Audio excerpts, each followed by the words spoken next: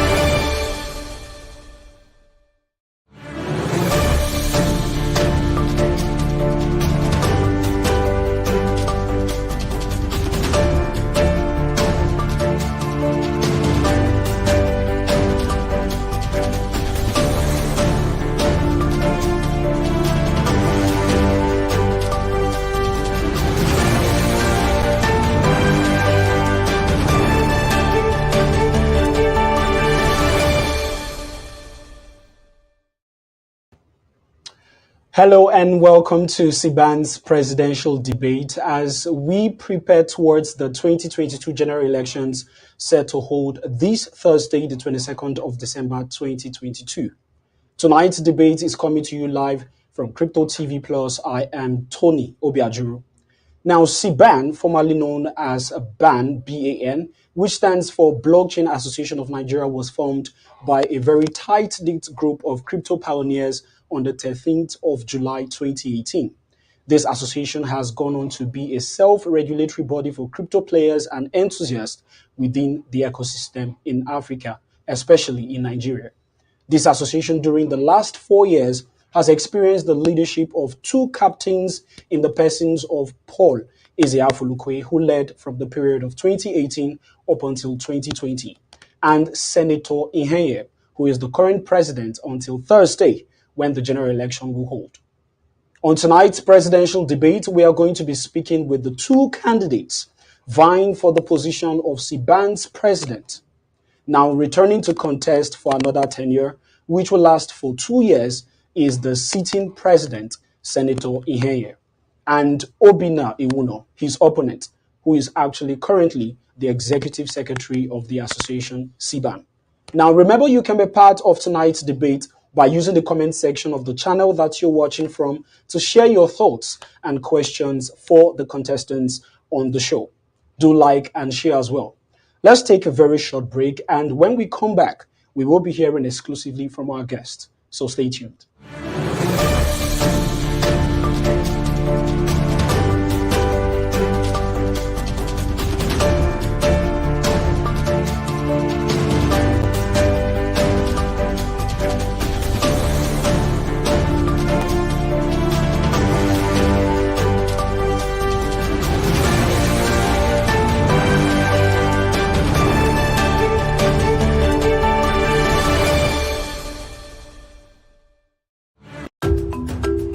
Don't get stuck in the past. Get all the latest news and happenings on blockchain and cryptocurrency only on Crypto TV Plus.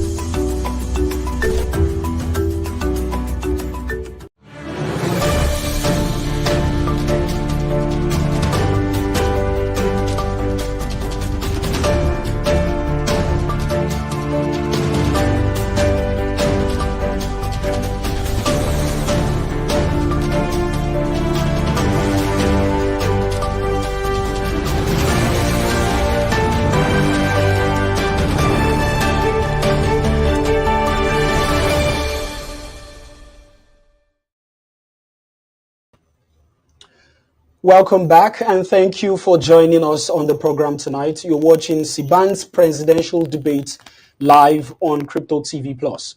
I am now joined by the presidential candidate, Senator Neigh and Obinna Iwuno. Thank you, gentlemen, for joining. Senator Neigh is joining live online, and while I have seated here with me, Obinna Iwuno. How are you doing, Obinna? Excellent. What about you, Senator? If you can hear us loud and clear, how are you doing?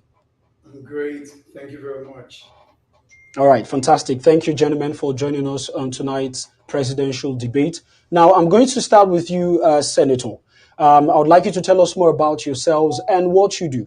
I'll begin with you, and after that, we'll hear from Obina.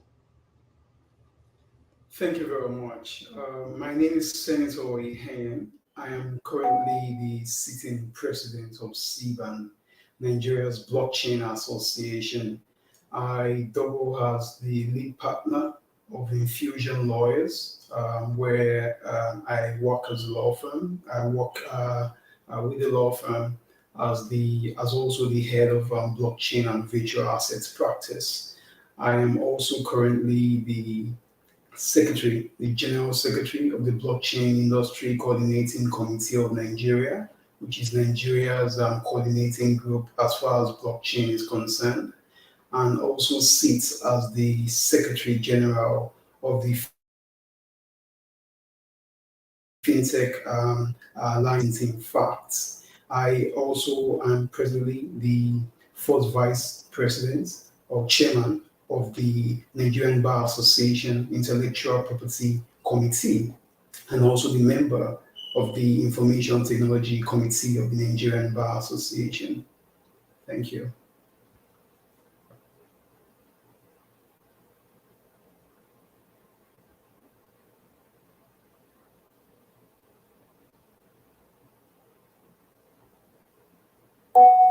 Also the founder of Africa's largest blockchain and crypto community called Crypto Bootcamp. And I'm also a certified cryptocurrency compliance specialist, also a certified cryptocurrency investigator, and I'm a project manager, a business developer, and a community development and consultant. Right? I have built businesses, in the past 12 years. I have been in business, built brands, and opened sales operations for some of the companies that I've worked for before furthering full time into blockchain and cryptocurrency. Yeah, so that's the brief That's pretty much it. You two quite have a bucket full of stuffs at your hands.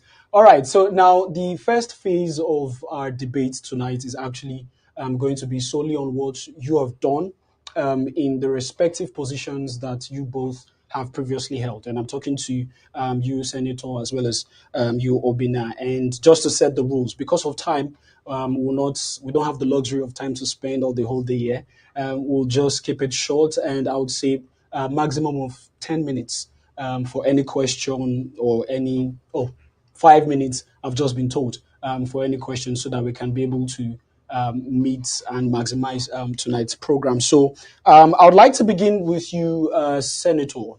Exactly 24 months ago, in a victory interview with you, referring to the one that I had with you, you shared your 4-point agenda or mandate for Siban. Now, when asked about this mandate, we're going to be playing a little video just to get exactly what you said. Here's the video. Can you state, right, in simple terms, what you hope to achieve, right, and the structures that you need to put in place to take this organization to the next level and where it needs to be? Thank you very much. I have a 4 points agenda, which I and the other vice chairman and of course the general secretary in the house will be pushing for the next 2 years. First, as I mentioned during the manifesto nights, I will be pursuing policy developments. I'll be pursuing regulatory interventions. I'll be pursuing blockchain education and adoption. And lastly, collaboration for innovation. This is my 4 points agenda. All right, that is exactly what you shared with us on the program. Now, would you say, Senator, categorically and in confidence, that you delivered and achieved all 4 mandates, and how so? You have 5 minutes, please.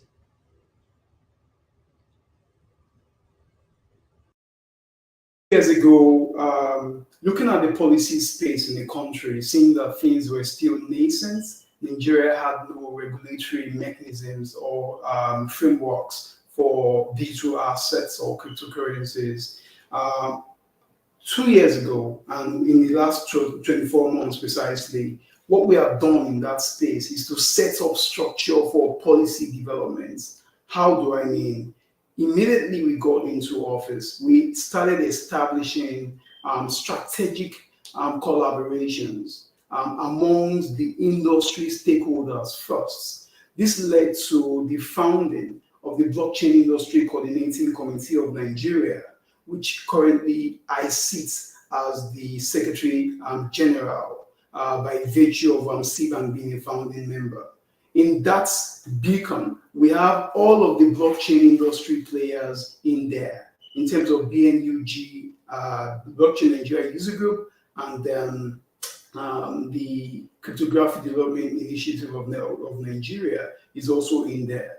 The idea was for us to be able to come together first as an industry before we know exactly what to throw to the regulators. So in terms of policy developments, we were pretty clear about what we wanted. From a securities and investment perspective, which is the SEC, from the central bank perspective as well, we were pretty clear. And of course, in terms of information development with NITSDA, the National Information Technology Development Agency.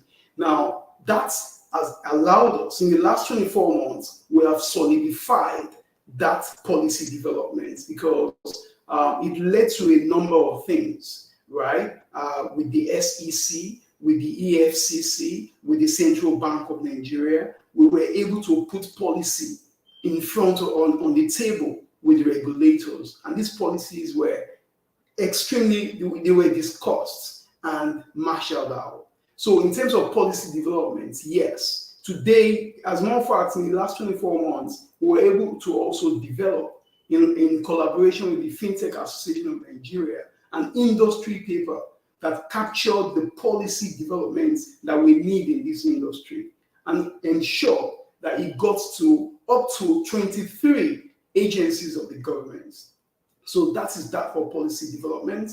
And I would say that this has given us some direction regarding where we need to be. 2 years ago, it wasn't that clear.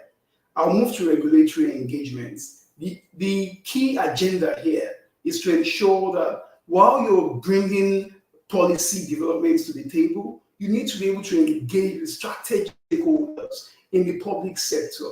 Straight up, you were able to identify 3 key strategic stakeholders, or 4. 1 is the Central Bank of Nigeria. 2 is the Securities and Exchange Commission. 3 is the Economic and Financial Crimes Commission. And 4 is the National Information Development Technology Development Agency, NITSDA. Why? Because we saw that, first of all, blockchain is an innovation. It needs to be developed. We have built a solid relationship with NITSDA, right? Of course, Siban is a key stakeholder captured in the National Blockchain Adoption Strategy. We have explored that relationship to ensure that there is a continual focus on blockchain innovation and all of that. Moving to the SEC, we have worked as well to ensure that there is a regulatory framework from that end, which led to 2 things. 1, the SEC issued a statement in October 2021 saying that they have 1 minute later. Yes, they will regulate cryptocurrencies and blockchain. We needed to get on the table. We engaged the Securities and Exchange Commission, good enough, with all of our strategic stakeholders, and we were able to reach some understanding that it was time we had a regulatory framework under the Investment and Securities Act. In May of this year, that came up, right? We were able to have, for the first time, a regulatory framework for digital assets in the country. As we also speak, we were also able to engage some senators from the National Assembly, which at some point, the CBN, the EFCC, all of them got to the table and saw the need for us to have a new money laundering act that would involve or accommodate digital assets or virtual assets. So today, virtual assets is no more an illegality. It is very, very well recognized in Nigeria. So all of those stigmatization, demonization, or criminalization of cryptocurrencies in the country stopped. So these are what I've been able to achieve in these areas in the last 24 months. All right. All right, thank you very much. Let me come to your executive secretary seated here with me in the person of Obina. Just before I ask you your question, you've heard from the sitting president of Siban. Would you agree or do you agree to all he has said that he delivered and achieved on the 4 points agenda or the mandates that he has just shared with us or you've just heard? Well, he said when you say he delivered, we delivered because it was a collective effort of the entire executive council. And of course, he, as the president, is our representative. So, whatever decision we make in the executive council, he, as the president, goes ahead to represent us. Okay, so as a collective group, would you say you delivered on the 4 point agenda? Well, we didn't deliver on the 4 point agenda, but we were able to score some fair points. Okay, by how many percent? I'd say like a 50-50. Okay, we'll allow Senator to argue if that was correct. But I'm going to come to you now. In an exclusive interview with you, almost the same time you emerged as a Siban's secretary, you shared your growth plan as the secretary. In that particular interview, I'm going to bring up a video just to remind you the things you shared with us. Let's take a look at the video. Like you all know, the Siban is the self-regulatory body for the blockchain industry in Nigeria. Okay. And just in the just concluded elections, the president, who is Senator neigh, talked about a 4-point agenda, which is policy development, regulatory intervention, blockchain education and adoption, and of course, collaboration for innovation. So what we are going to be doing as the secretariat, because the secretariat, like is the engine room of the association. So we are poised to see that these 4-point agendas are actualized. All right. So, and all of the vice presidents are aligned on this mission, for every office. So in the secretariat, I intend to be running an effective, efficient, and innovative secretariat, and run a secretariat that will give all of the offices the support and the resources that they need to actualize their goals and visions for Siban. All right. So that is what you're going to be seeing from the secretariat. All right. So my tenure as All right, so let's not go further with there's you said quite a lot of things just but because of time we might not be able to finish that up, but I'm sure you got an idea or you can still recall perfectly the things you said. Now, just now, you said or in that video you said part of your role as the executive secretary is to make sure that you all as a collective body or group are able to achieve the 4 point agenda that was put forth by the president of Siban. How would you define your performance in the administrative or the administration that you led? Yeah. So in the administration that we led and we shall have been a part of, my position is to man the administrative efficiency of the association. Like we all know, the secretariat is the engine room of every organization and association, and the secretary is the chief administrator of affairs. And so, whatever we had collectively agreed on in the executive council, it is our responsibility and mine specifically to make sure that we all get to achieve it and to support every office, like I said, in the achievement of their goals. All right. So some of the bottlenecks that we have met, in the process of this is, of course, the environment, the climate surrounding crypto and blockchain, in the country, because there is a lot that we had set out to do, but we were not able to do them because as at the time there were a few bottlenecks. Give you an example. Just after we assumed office, we set up a crypto anti-scam committee, in engagement with the SEC. All right. And that was in January of 2021. Remember, we entered office in December. In January 2021, we set up that with CDIN and BNUG.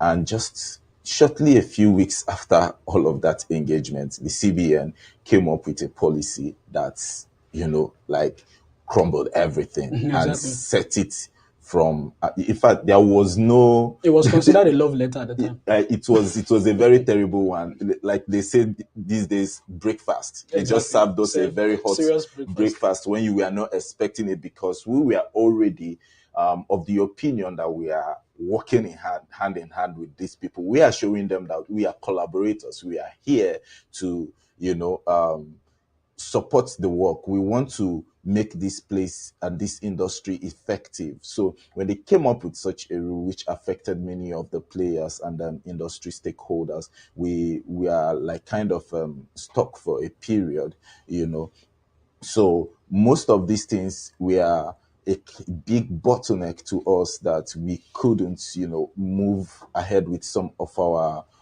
policies and goals. If you come in the area of education, the VP for education, who is in the person of David F. Young, had a robust program of which he was going to carry out. But because of that demonization of cryptocurrency, he was not able to do any of them, because people, the first response you get from people is that crypto has been banned. So why do you want to teach people something that has been banned? And then when you talk about blockchain is connected to cryptocurrency. So it was a huge challenge on that part, because from personal work, he has been an educator, founder of Blockchain Education Innovation, all right, and then coming into an office where he wants to expand his plan with those lofty goals, and he met such bottlenecks. So that's the reason why I say that we had like a 50-50, right? Because if you look at the projects and partnership units also, that's also affected them, because you are talking to foreigners about coming to partner with you about a project, and they are telling you that the position of your government is unclear about cryptocurrency. And I mean, nobody wants to venture into a place where they are not sure that they are going to get a reception, So it was a huge challenge on those offices. But in the area of the offices of the policy and regulations, of the media and publicity, of the vice president of memberships, we were very effective. Okay, just right there, you said probably referring to your performance, you describe it as a 50-50, 50-50 thing. Do you think the communities or the blockchain community in Nigeria that you are accountable to would see that performance as 50-50? Do you think they share the same thought as you? Well, I may not exactly know what the thoughts of the blockchain community would be to capture it in full, but of course, I have an extensive network in the blockchain community. I, for one, is one person who cut across all of the blocks and all of the networks in the blockchain community. So I relate with people from different areas of the industry. So what was your feedback? So now, one of the general feedback that people get is this, that they don't see what Siban is doing, right? And because I interact with these people and I understand where they are coming from, it's one of the reasons why I want to address that. Another thing is they feel that they are not being carried along, because they say they don't get anything from Siban. They don't see any industry collaborative efforts from Siban. They don't see any bringing together of Siban, which I took upon myself personally to start reaching out to all of these industry players and stakeholders and concerned persons, trying to convince them about the goal of Siban, the vision, the mission, and why we need that support and collaboration. And of course, some of them yielded, joined Siban, but So, large part of them are still outside the Siban community. So their opinion about Siban may still be a bit different. okay, we'll come back. We'll come back to those the specific feedbacks that you got. Let me quickly come to you, Senator Ihenye. While your executive secretary here, Obina, was talking just now, he mentioned the fact that some of the feedbacks that he got from different players or crypto enthusiasts or members within the community is that you guys are not doing anything, or they are not seeing anything, and they are not being carried along. Now, in an exclusive interview with you, that same interview which we just showed our viewers not quite long, an article was published from one of the things you said, where you talked about the fact that you wanted to build a united Siban. But the feedback or the update I'm getting now from Obina, the executive secretary, as we speak, is that the community or parts of the community are not seeing it that way. What do you have to say to this? Thank you very much. Siban has been a journey that started in 2018. We're still a young association, but we're also not where we used to be. In terms of Siban being able to carry everyone along, when under the Mr. Poise, the Afulukuya administration, I served as General Secretary. Our focus was to establish an association that is built on a solid foundation, where structures will be in place based on institutionalized values, where there will be rules, processes, and principles upon which we run. The reason for this internal work was to ensure that when Siban is ready to get out there in terms of massive membership mobilization, we would have a strong house that would be able to hold everyone. So in that administration, a lot of focus was a bit internal, and we did a lot of work in that regard. Under my administration in the last 2 years, what we are focused on is to establish those structures further. And when I say structures, we have to work on a better membership system. Now, in the membership system that we introduced in the last 2 years, what we have done is to try to accommodate as many persons as possible, right? Understanding that there are newbies and there are those who are the founding fathers. Everyone wants to be carried along. We have fine structures for everyone to come in, from patron to foundation block to the stakeholders and all of them. We have different levels, including for students. So as an association, we have tried to carry as many persons along as possible. Under my administration, we are currently right now, Siban has corporate members of up to 40 corporate members in the space. Cutting across exchanges, crypto wallets, education providers, institutions, and the rest of them. We also have grown massively from when we were just, I think, about 100. Right now, we're looking at over 300 members, individual members of Siban. I'm not talking about the corporate members now. So we have accommodated. The Siban house is very diverse. What we have in diversity is that we have both the young and the much more experienced. What we have tried to do is to have a house that is open for everyone. There should be some level of non-discrimination. So we don't want to have a house where things are divided, there's discrimination between one person or the other, right? And we have tried to carry everyone along based on the policies of this of Siban, not based on any personal issues. So yes, we have corporate members today who are very keen on ensuring that Siban, they work with Siban. In this year, we had two significant platforms to bring people together. There was the P2P conference, which is Siban's first ever conference ever in Lagos. There was also the industry dinner we had on the 20th of November. This is also to bring people together and see how we can know the way forward. So some aggrieved persons about not being carried along. I've listened to that over the months. And what we have tried to do is to try to inform or educate these persons that Siban is now a more established association. And we have rules and processes. If you follow our processes, you will, of course, be able to participate.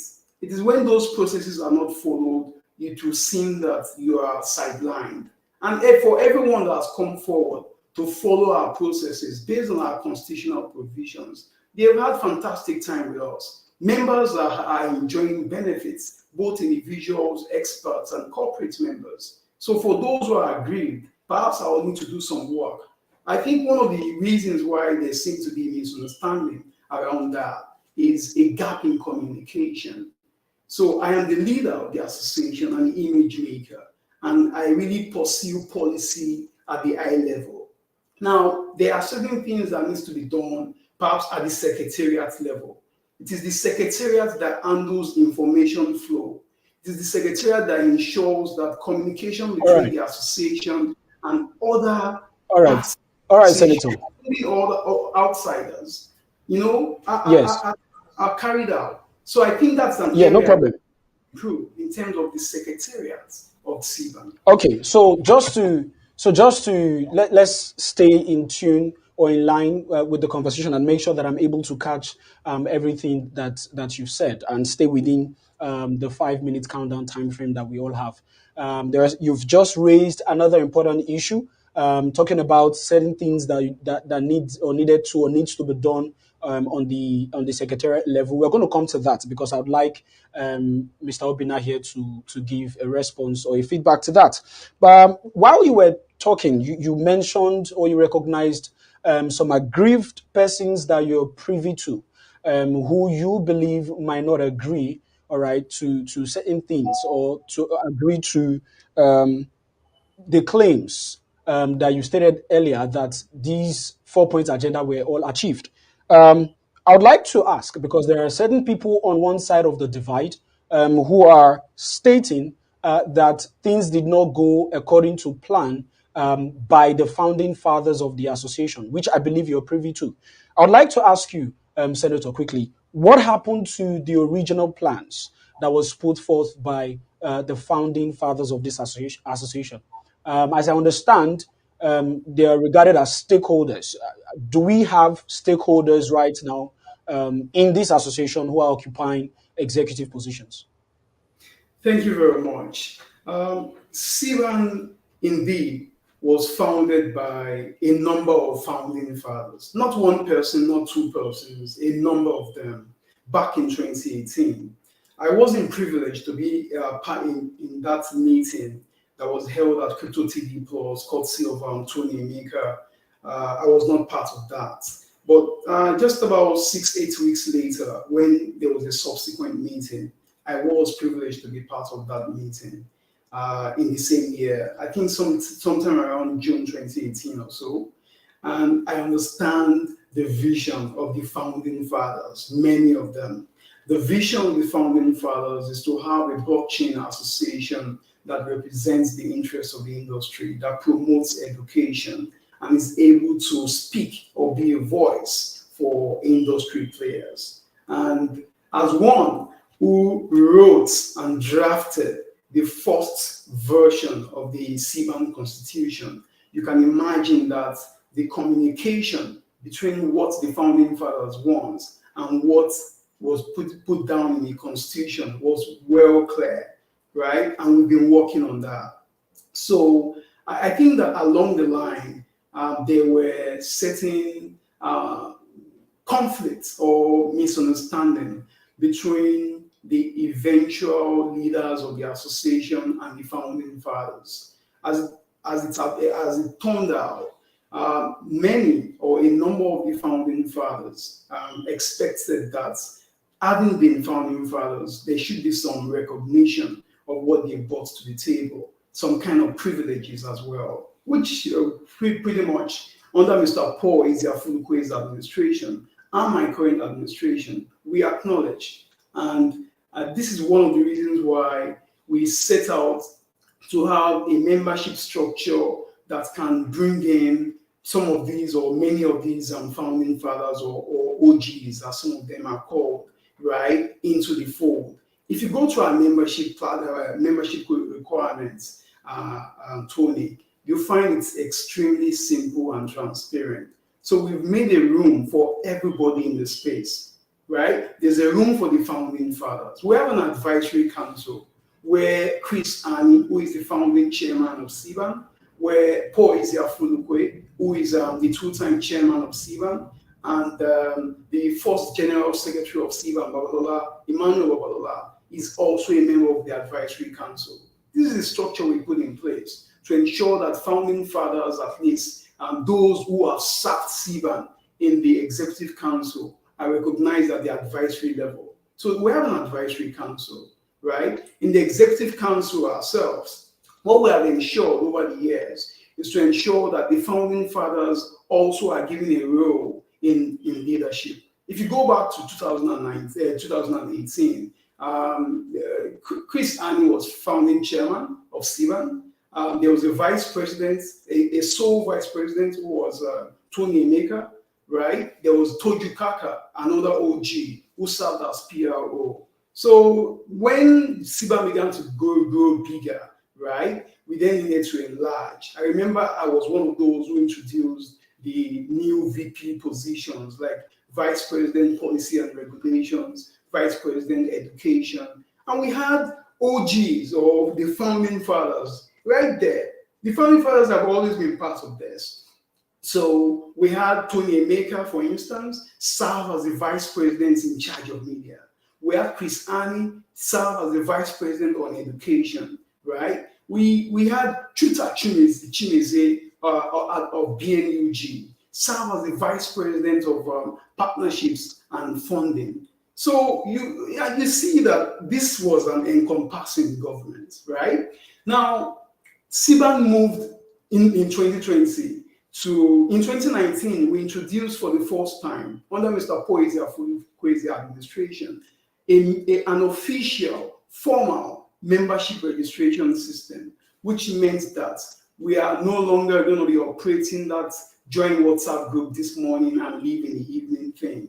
We need to have stakeholders bring their stake into the association so that we can build short-term, middle-term, long-term with our members. And when that idea came up, it was my job as the executive secretary in 2019 and 2020 to enforce, as Obin was emphasizing just a while ago about the role of a secretary. It was my job to enforce the policy of the administration of Mr. Paul.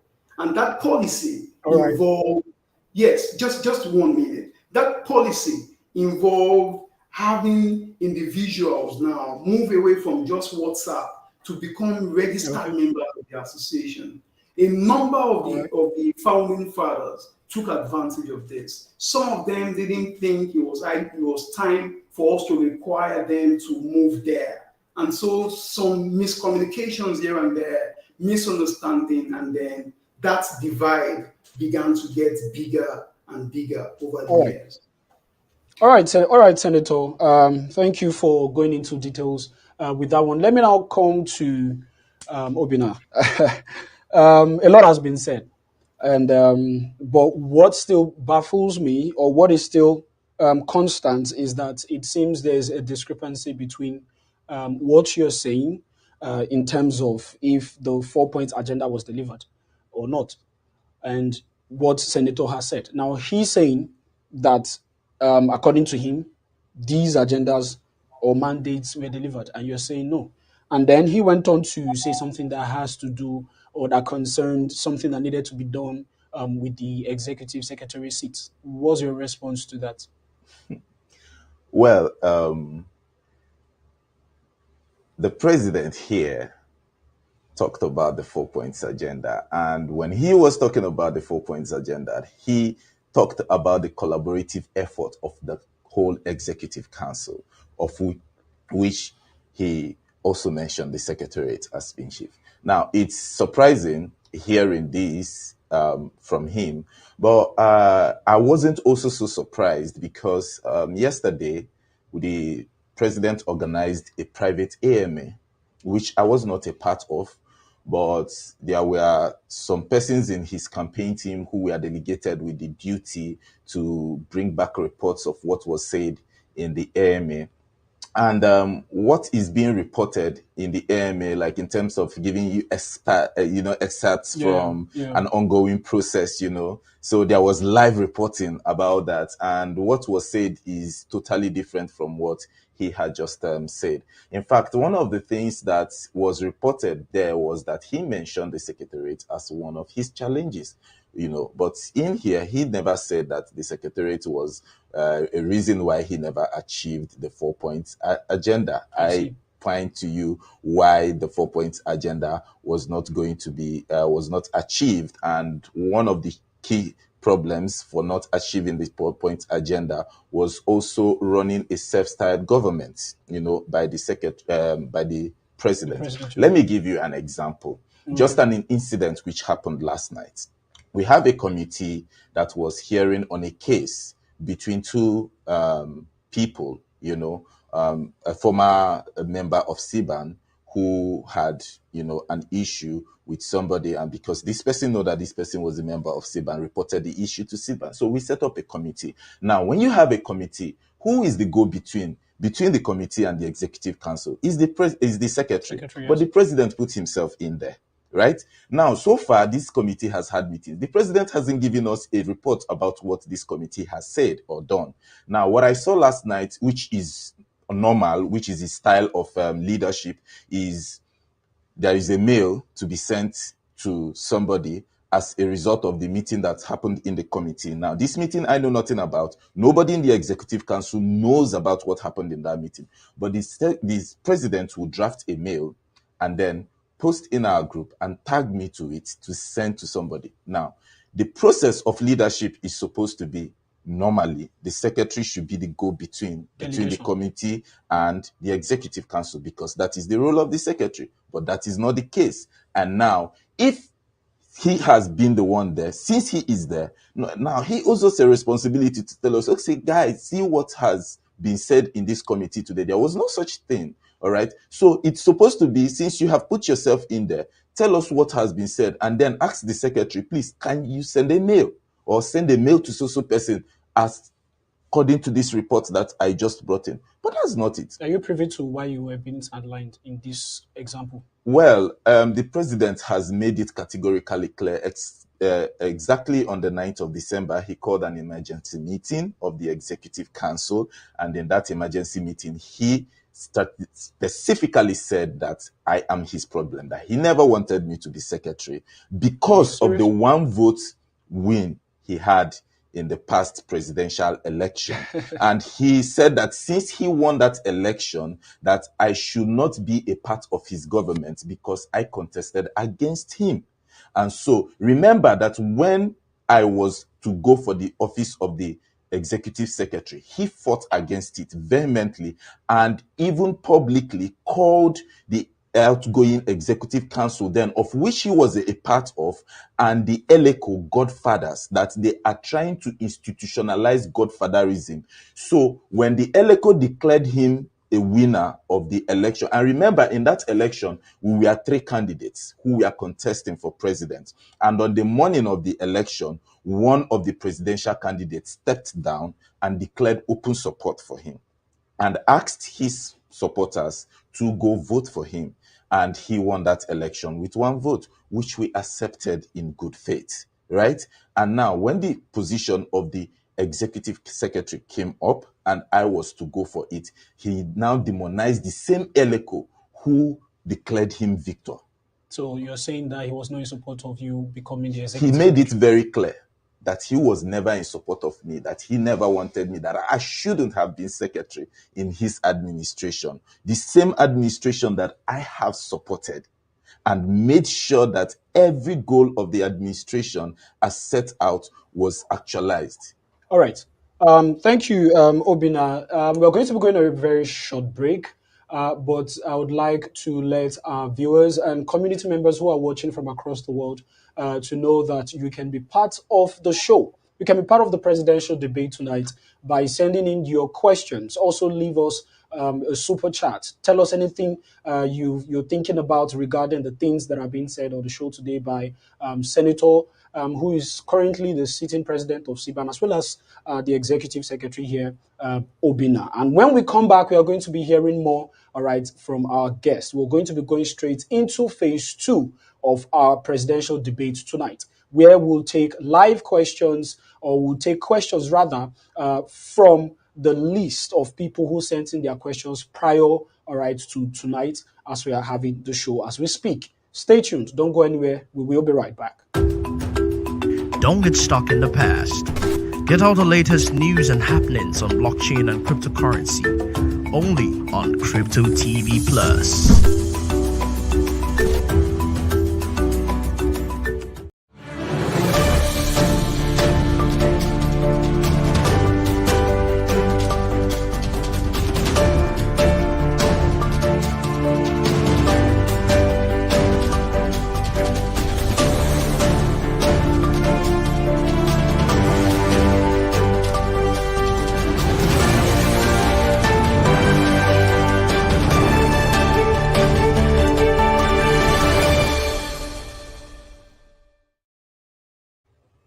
Welcome back, and many thanks for staying with us. We are live on Siban election presidential debate, coming to you live from Crypto TV Plus. I am Tony Obiajuru. We've been discussing regarding some of the performances by the two contestants, or rather candidates, who are vying for the position of the president of Siban come 2023. Now, this election is going to hold in 2 days' time, which is on Thursday, the 22nd of December, which is this month, 2022. I have Obina here with me in the studio, live in the studio, while Senator joins us online. Now, if you're in the comment section and if you've left a question, be rest assured that we are going to take those questions and we'll present them to our contestants here tonight. But right now, we're going to go, as I mentioned earlier, straight into phase two of the presidential debate. Now, we've heard strictly the things they've achieved. If they've achieved the 4-point agenda that was put forth by the association, by the president, and seconded by the executive secretary. Just before we continue, just to round up this conversation that we're having here, because you just said that Senator was categorically not in support of you becoming the executive secretary during his tenure, the tenure that we are in right now. I'm going to get Senator's opinion regarding this as well, or his response to this. But do you feel up until this very moment, the situation remains the same? Do you think he still does not support, or still does not, or would have preferred someone else in your place? If he says he is not in support of me being the executive secretary in his administration, right, it is already a very clear message that if he had his way, he would replace me with somebody else, right? Okay. And I never knew any of these things because I see election as a fair contest. You are putting up yourself for leadership, right? I have been a leader most of my youthful years. In fact, since my teenage years up until now, right? It is evident there. I started Crypto Bootcamp as one man. And today, that is the largest community you have in the crypto space in this Africa. There is virtually no country in East and Western Africa that you will go through that you don't find a member of Crypto Bootcamp. And guess what? I have not visited most of this country. I've not visited most of these countries just from here. So, and I never knew that he had all of these permutations until 9th December. So I was shocked myself to have heard him say those things. So it now brings to clarity the reason why he has always acted the way he does, trying to undermine my office and, sideline me. Not just me alone, almost every office in Siban. He sidelines the executive council. He runs a self-styled government, which is not supposed to be so. You are supposed to carry the people along, especially your executive council and the community at large, right? We have, for example, we have this debate in Lagos. I flew all the way from Owerri to be here. Wow. In fact, I missed my first flight and I booked another flight at the airport. The president lives here in Yaba, just about 30 minutes away, but he could not be here at the studio. That is to show you the kind of regard he plays to institutional agendas, right? So it is something that is very, very disheartening when it comes to a leader. I mean, it should not be so. For example, nobody has ever heard about these things. I was here and I was asked why the government did not achieve all that it did. And I told you what happened from the top, which I attributed it to. I did not say Senator is inefficient. I did not say that this VP was incapable, but Senator categorically here said that the secretariat was inefficient. So if I have been an inefficient secretary, how have I been able to run efficient organizations and businesses, worked with many brands in this ecosystem, and none of them has reported inefficiency on my part? Yeah, we'll come to that. We'll come to that in a minute. Let me just quickly bring in Senator to this conversation. Senator, you are being accused by your executive secretary of sidelining him. There are several periods in your tenure where he was kept or put one side while you go ahead to do or probably carry out certain things that are meant or reserved for his position. Can you tell us exactly how true this is from your own perspective? Also, he claims that you never wanted him to be the executive secretary in your own administration. How true are these claims or accusations, Senator? Thank you very much. Thank you very much.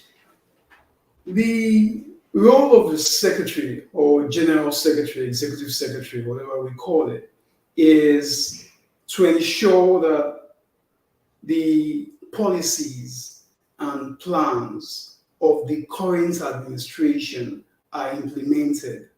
It's to ensure that it plays the role of the hatchery, where all of the information that needs to go to the public, to the government, to the members and stakeholders are taken care of. I have served as secretary for 2 years before I became president.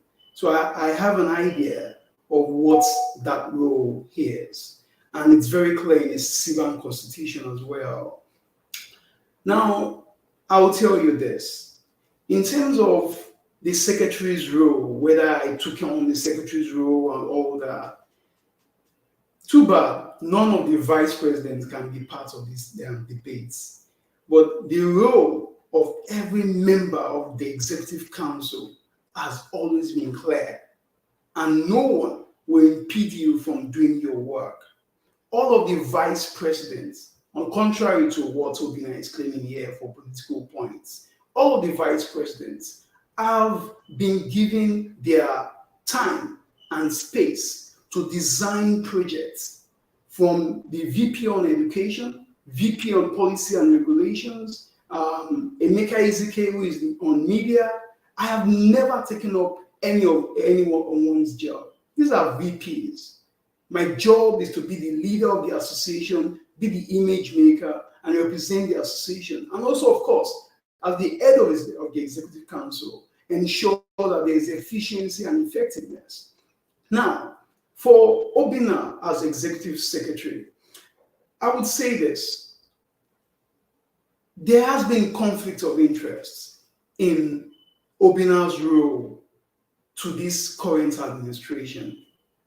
And that conflict of interest is informed by that ever persistent political ambition to become the president of Siban. which any member of Siban is entitled to. But if you have lost an election to another candidate and you happen to win in another election for executive secretary, I believe that your allegiance and loyalty will be to that administration. Tony, I am the head of that administration. If that administration that I've held as president failed in the last 2 years, Obina would not take any responsibility for it, as he's doing here. You would be surprised that he is the executive secretary, trying to dodge himself from what is happening here. Obina is part of this administration. But when 2 years is over, Tony, guess what? Crypto TV Plus would say, in this Senator neigh administration, what happened? It is never going to be in the Obina Iwono administration. So I have accountability to the constitution of Siban and to the people of Siban, members, to ensure that we run efficiently. I have never stepped into Obina's office as secretary. Whenever there is need to constitute committees, I always announce we need to constitute committees. Most times, Obina is the first person to submit names and say, I think these people should be there. When we needed to have committees for constitutional review, he submitted names and constituted it. I didn't follow him to do that. Even when the electoral committees were going to be formed, I waited for weeks for all of the members of the committee to bring in the names so that we have the sufficient time to plan. Those names didn't come to my desk. I had to look around, and based on the experience of Chike Okonkwo from the last elections and Stanley Golomo, I decided that maybe we should have them and one lawyer who understands rules and processes to join them as secretary. I submitted it and no one turned it down, right? Did I sideline anyone? No. Now, even the observation committee, I'm using this as an illustration. The observation committee, electoral observation committee, that is to be set up, Tony, to ensure that we have a transparent, free and fair election. Obina was allowed to bring that initiative. He said that we need to have observers. And I said, that's fine. We had observers in the last administration. Do you have a list? Go and ask every member of the VP. This is very important, of the Executive Council. Obina submitted the names of Sheung Dania. He submitted the names of one of our members in Abuja. I can't remember his name now. And then he submitted one other name, 3 of them. All right. No one questioned Obina's list. That is the secretary. If I had interest, is it not possible for me to say, you are too close to a certain person? Why don't we look at another person? Obina. All right. So, Senator, if administration, yes. So if if I got you correctly, yes. you're saying that everything he has said regarding you not supporting him becoming the executive secretary are all lies. Is that what you're saying? No, I was talking about his role as a secretary, right? Yes, saying, yes. That is He accused me of usurping his powers and all that. I'm trying to show you with illustration that there was no such thing. Several cases where, in terms of those allegations about I didn't want him in the first place, it's a principled stand that I held as a candidate in the last elections. I was against the idea of giving a second chance in the same election to a presidential candidate that lost an election. And this was a fierce election. So having fought a fierce election and I won, I expected that I would get the support of someone who would at least buy into the ideas and agenda of my administration. Someone who All didn't right. have any political interest in being All right. the immediate All right, president. Senator. So those are Yeah, thank you. Thank you. those Yes, are thank you. Thank you so much. it has nothing to do with the individual, Obina. Yeah, thank you so much. Thank you so much. Obina, I believe, has heard from you the question regarding whether you supported him becoming the executive secretary. I believe that that issue is something that can be discussed another time.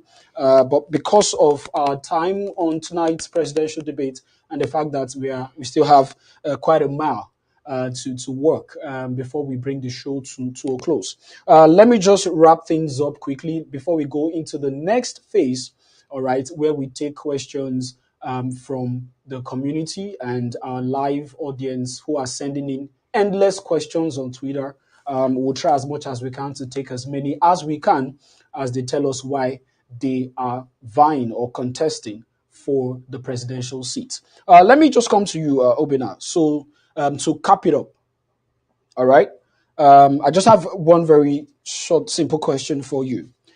Don't you think if the administration didn't achieve her 4 points agenda as put forth by the president, it is also an indictment on your part and a failure as the secretary who coordinates the affairs of this association? Thank you very much.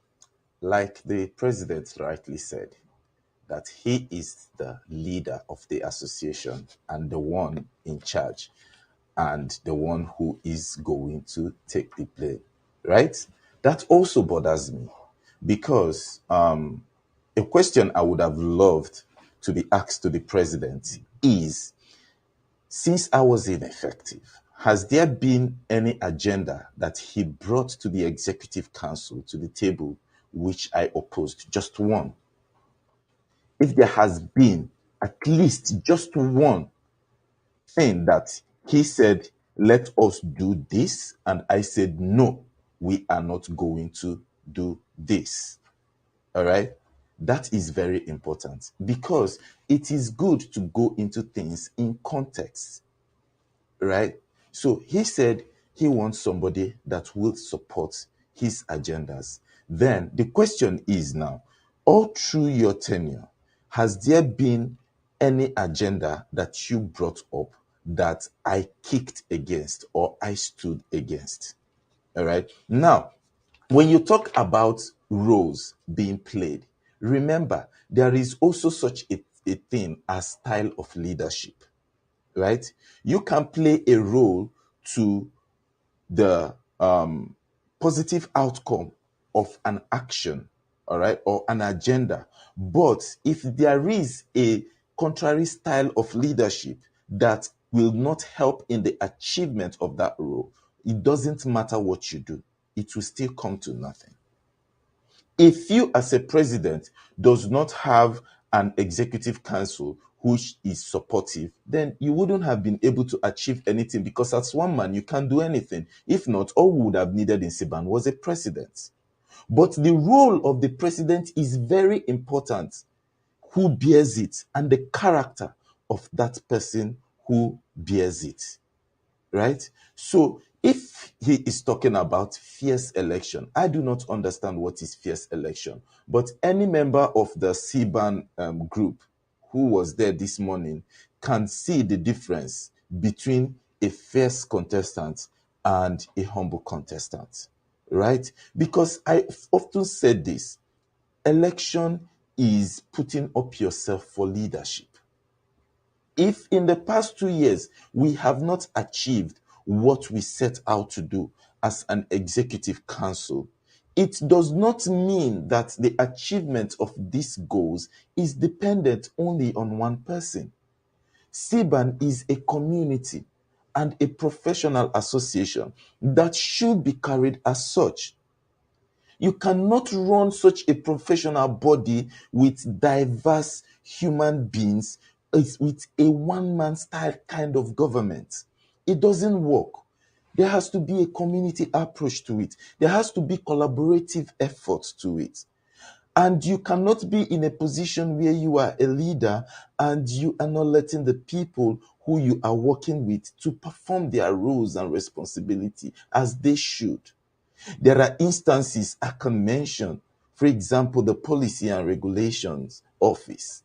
I see the president time and time always performing this role without carrying the VP along.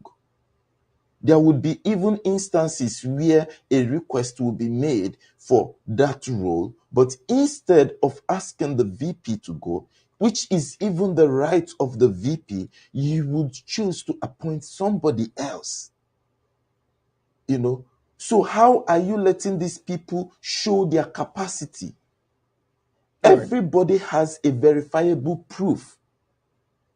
I contesting for president is not asking Siban to give me an opportunity to prove myself for the first time. It is asking, this is a platform that I want you to entrust me with so that I could be able to do the things that I have replicated in my own works that are verifiable out there.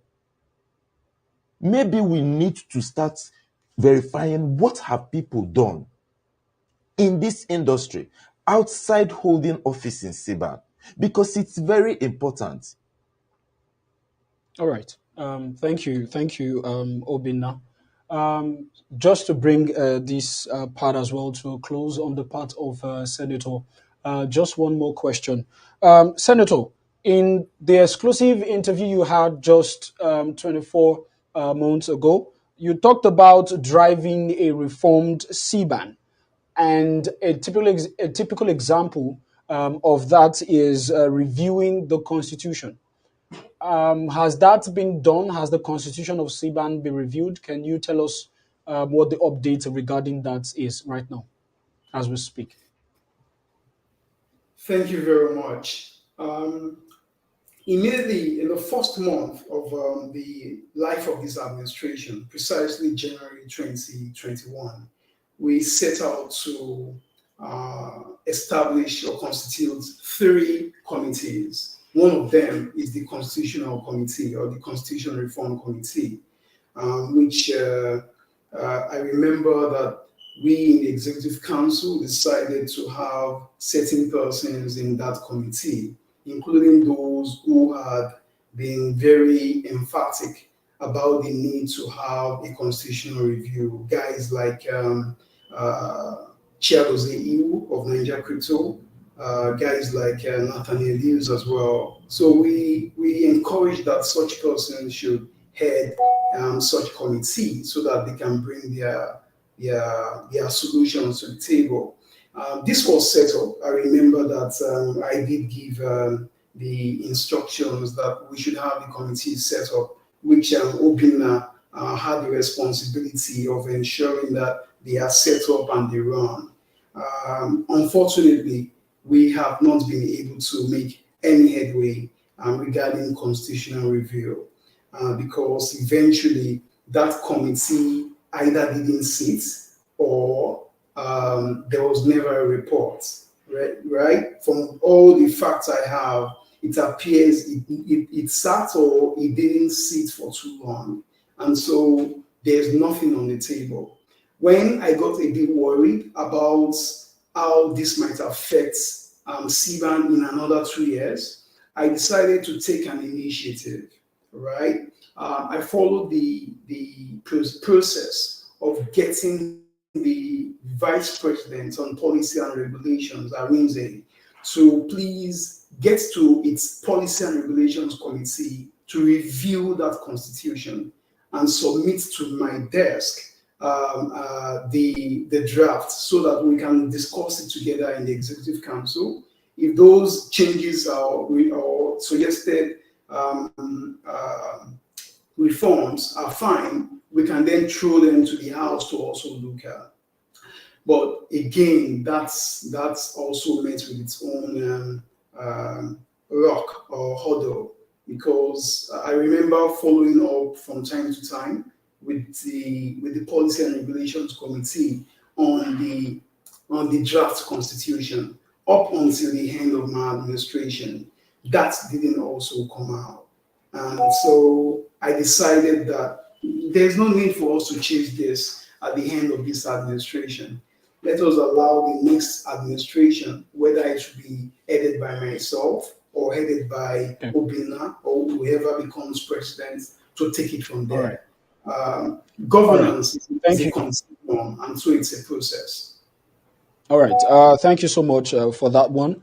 Now, I would like to let our live audience, those watching from across the world, to know that you can be part of the show as well.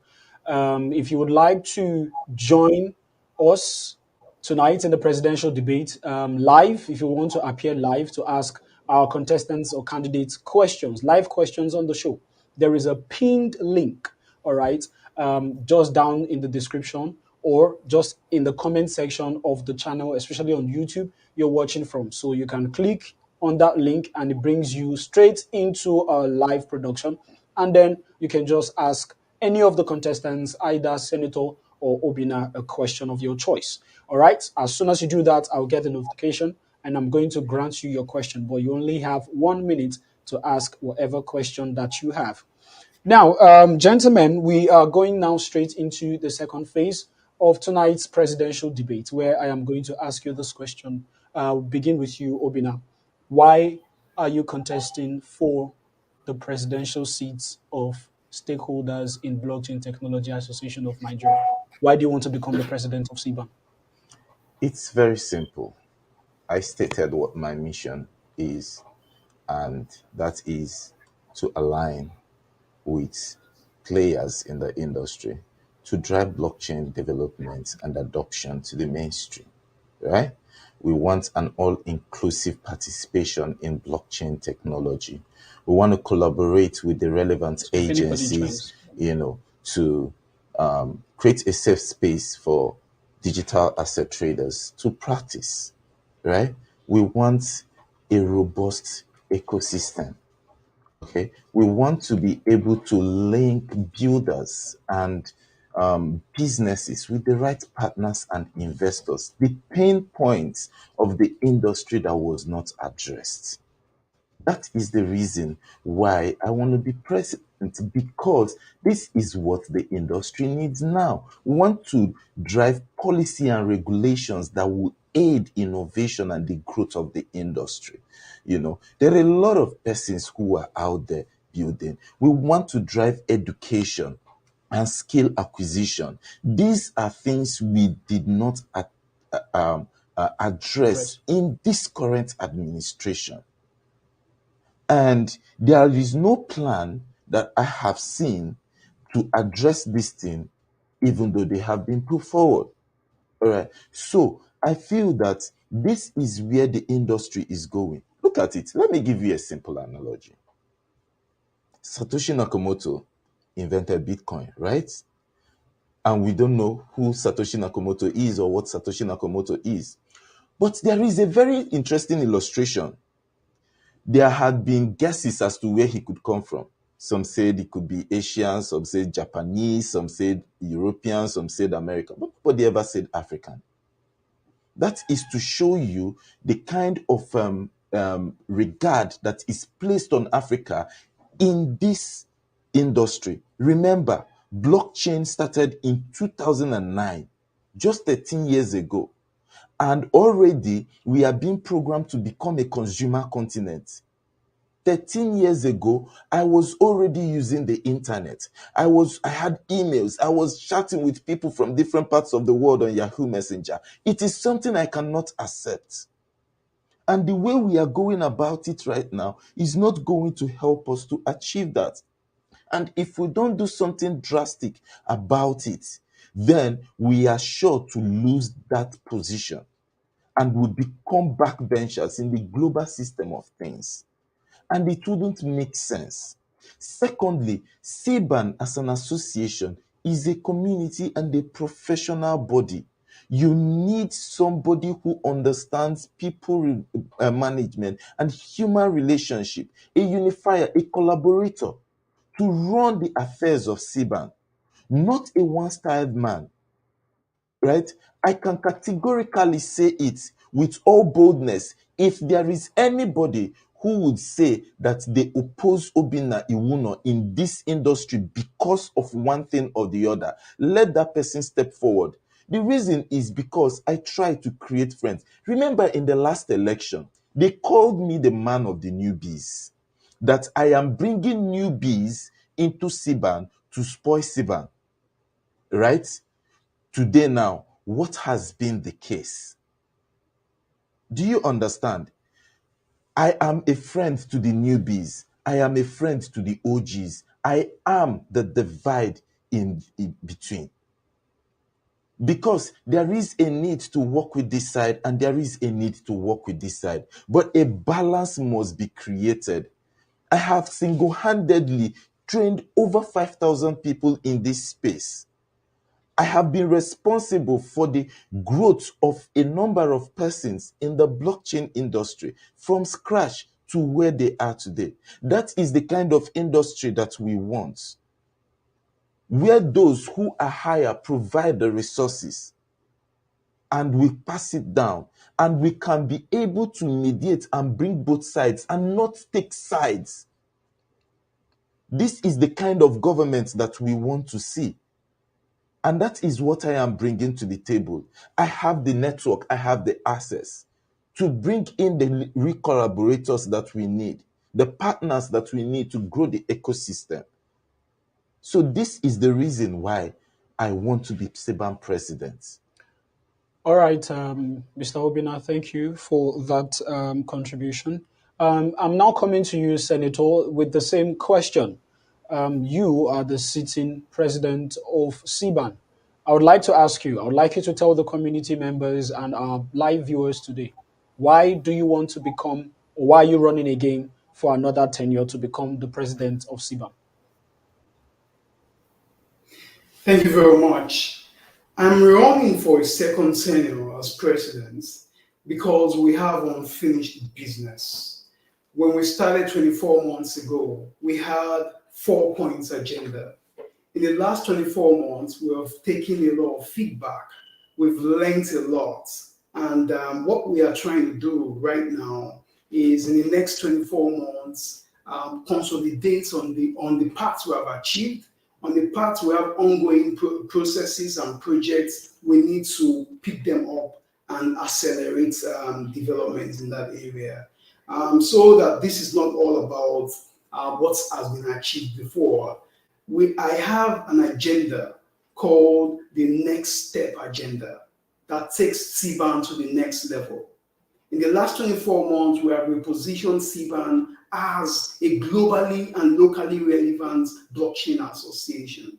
That wasn't achieved in a day. Today, we have strategic stakeholders in the CBN, in the SEC, at NITDA.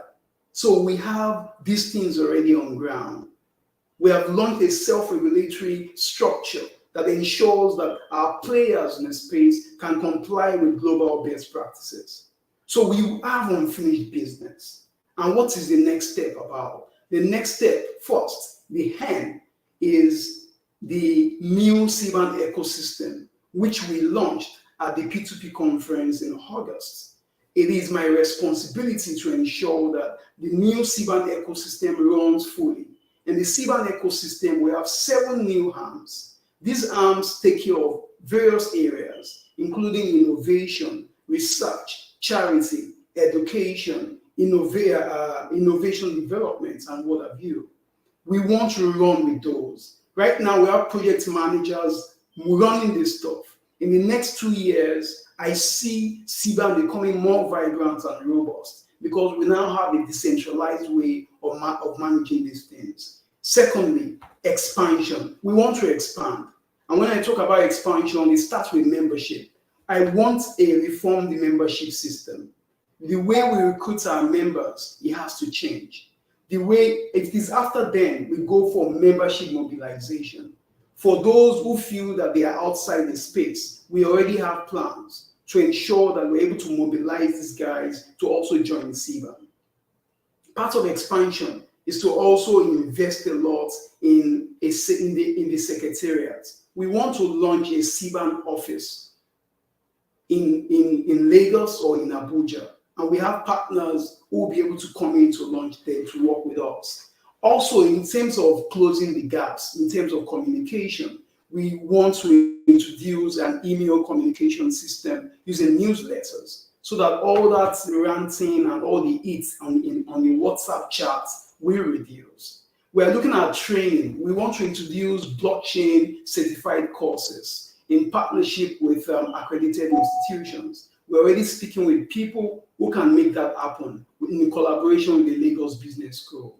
We want to also drive self-regulation in the space, which I already talked about. It is time that players comply with a code of conduct so that we can reduce the possibility of an FTX issue in the country. Then transformation. The transformation agenda is really about the reforms. The electoral reforms needs to be pursued. I will make sure that that happens this time. The constitutional reforms needs to be concluded. We have to ensure that that is also finished as well. And then we want to have structured stakeholder briefings. People need to hear more from us. And then lastly, enablements and policy. We want to enable innovation through hackathons and all the rest of them. Then on policy, we need to consolidate on that. Everyone, including blind guys in the space, know that Siban has been the forefront leading association in Nigeria when it comes to policy and regulatory advocacy. So we have our partners at the SEC, at the CBN, at NITDA, at EFCC. There is unfinished business there. So why am I coming back? To move Siban to the next level so that by 2024, we can look back and see how in the last 4 years, we have been able to manage Siban from being something that looks like a WhatsApp affair to an association that everyone can be proud of. As I speak today, Siban is already globally recognized. We are a founder of the Blockchain Association Forum, which is known as the United Nations of Blockchain. Siban is recognized and a very fine partner to the British Blockchain Association. We also have an MOU with the Global Digital Assets and Cryptocurrency Association as well. So we have both local and international affiliations, which has positioned Siban as the blockchain association to date. So I have to say that in the next step agenda, I will be bringing everyone to ensure that we make a move that really brings a change and transformation in the ecosystem. All right, Senator. Thank you so much. I'm going to come back to you because I picked out something very critical while you were explaining that I would like to ask you. But let me just come to Mr. Obina right here. Obina, unlike previous general or executive secretaries we have in Siban, there is a general belief and claim, as we've discussed here tonight, that you practically abandoned your office as the executive secretary of Siban in the last 2 years. And now you seek the mandate of the people to become president. Why should the people give you this mandate? There is a general belief in the past 2 years. That's quite laughable. The first time anything was ever coming out about the secretariat was last night. Like I said, the president organized a private AMA, and they were dropping reports from the AMA live reports. And that was the first time that anything was said in the Siban group that the secretary was a problem, right? So when they say general belief, I have not heard about this. Maybe the person can be more specific. And if I abandoned my duties as the secretary, to what exactly?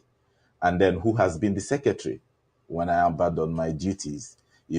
Because it has to be clear when I abandoned my duty. Because if the it's funny because it says in the past 24 months, that means I was never secretary at all. I was never secretary. That's what this person is opining. And I have never heard such a claim from any member of Siban. So I would say that this is deliberately malicious.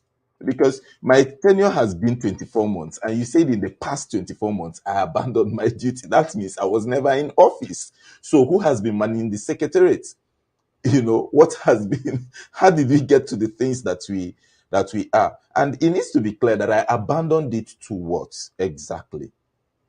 And the president here has also not claimed that I abandoned my office in the past 24 months. He categorically stated it that we all achieved what we have together, except for his own personal dislike, for the secretary. But apart from that, every other thing was fine, And he said, why am I seeking the mandate of the people? Like I said, character, pedigree, verifiable claims and proofs. I did not come out of thin air to ask you or tell you things that didn't exist. I have a track record, which you can go and verify, right? So I've not said anything that I've never done, and I'm not going to say anything that I will not do. This is the premise upon which I am asking the electorate to give me their mandates, because there are pain points in the industry that has not been addressed. And those pain point cuts across all sectors, from the beginners to the intermediate to the experts to the businesses. Recently, I was having a conversation, and somebody who was outside the Siban community was lamenting and saying that when the industry had an issue, that individuals, we are the ones who we are going out to reach out to governments, something that Siban should be doing, something that is supposed to be the responsibility of Siban, that Siban has lost focus.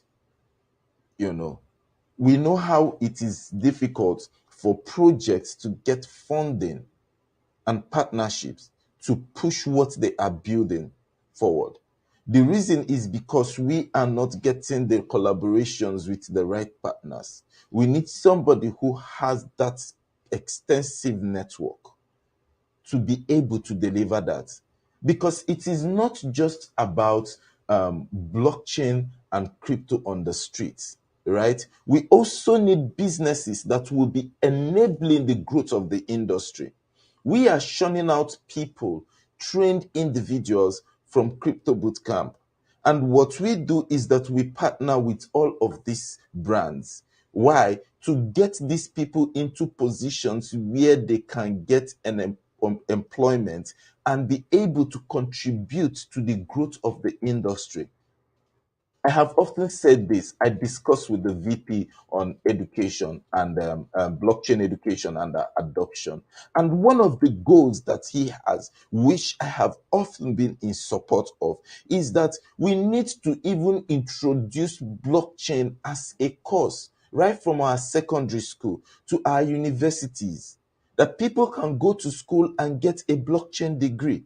I will use the University of Nicosia as an example. The University of Nicosia did not invent blockchain.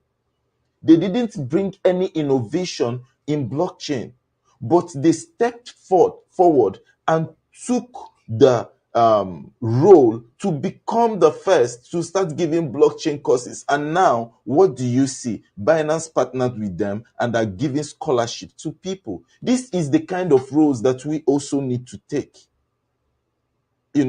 So there is a whole lot. How many industries outside crypto knows about the use case of blockchain and how it's applicable to their industry? We need that inclusive participation. For example, Sterling Bank has a blockchain infrastructure on their bank. Imagine if Sterling Bank, Zenith Bank, GT, First Bank, UBA, the big five, have blockchain infrastructures running their system. Do you think that these things that we are pushing as crypto enthusiasts would be as difficult as it is now?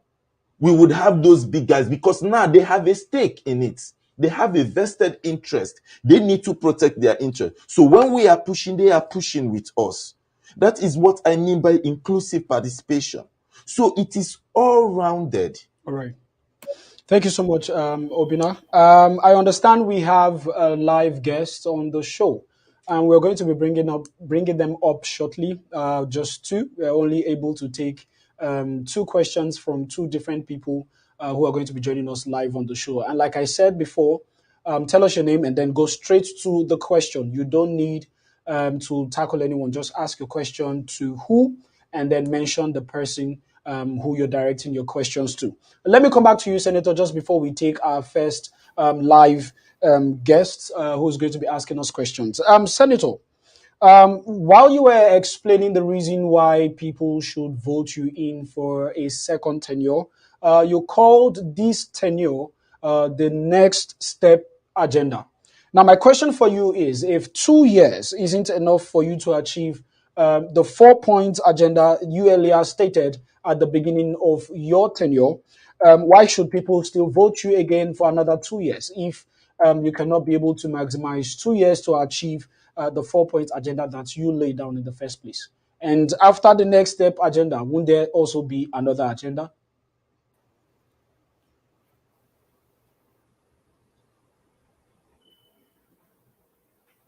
Senator, did you get the question? No, I did not. I've been trying to get All right. to a stable network. If you could repeat that All right. question. Yes, I will repeat the question now. While you were explaining and telling people the reason why they should vote for you, you mentioned that the next 2 years that you're going to be having in office is going to be called the next step agenda. And I'm asking you, if 2 years, which is the previous 2 years that you've used, is not enough for you to achieve the 4 point agenda, why should people give you another 2 years? Thank you very much. Anyone who looks closely at the last 4 points agenda and the next step agenda will see a continuum. So it's the same agenda, but this time we're going to certain steps. If you look closely at the agenda, there are specific steps we're going to be taking in the next 2 years. So the initial agenda was broad-based, and then we started applying applying all of the strategies and administrative systems to ensure we enforce them. Right now, in the next 2 years, we can deepen that. Last 2 years, we didn't have the new Siban ecosystem, which is the full realization of what an association should be about. The Siban ecosystem is something I'm very excited about. And I think that in the next 2 years, I believe strongly that it's going to reposition Siban, not in terms of just a blockchain association now, but a robust and vibrant one that is people-led, that is membership-driven. Another reason why I believe that the next 2 years is going to be critical and useful for us is because we already have ongoing conversations at the CBN, at the SEC, even at the National Assembly as we speak. We have been driving along with other collaborators like FinTech Association of Nigeria and at the level of Beacon to ensure that Nigeria has regulatory frameworks for virtual assets. The National Assembly right now is speaking about a legislation. It didn't fall from the sky. We have been part of those meetings, right? I remember in March of this year, 3 senators from Abuja visited Lagos, and I was part of those who represented Siban there, along with Luno and the rest of them.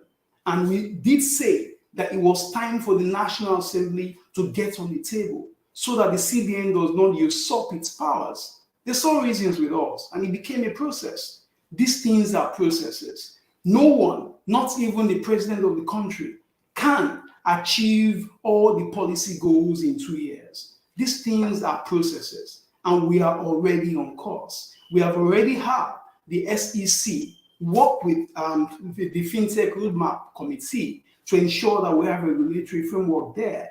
What we want to ensure now is to have the financial ministry, the Ministry of Finance, come in to also look at that area from a political point of view. What is Nigeria's vision for blockchain and crypto?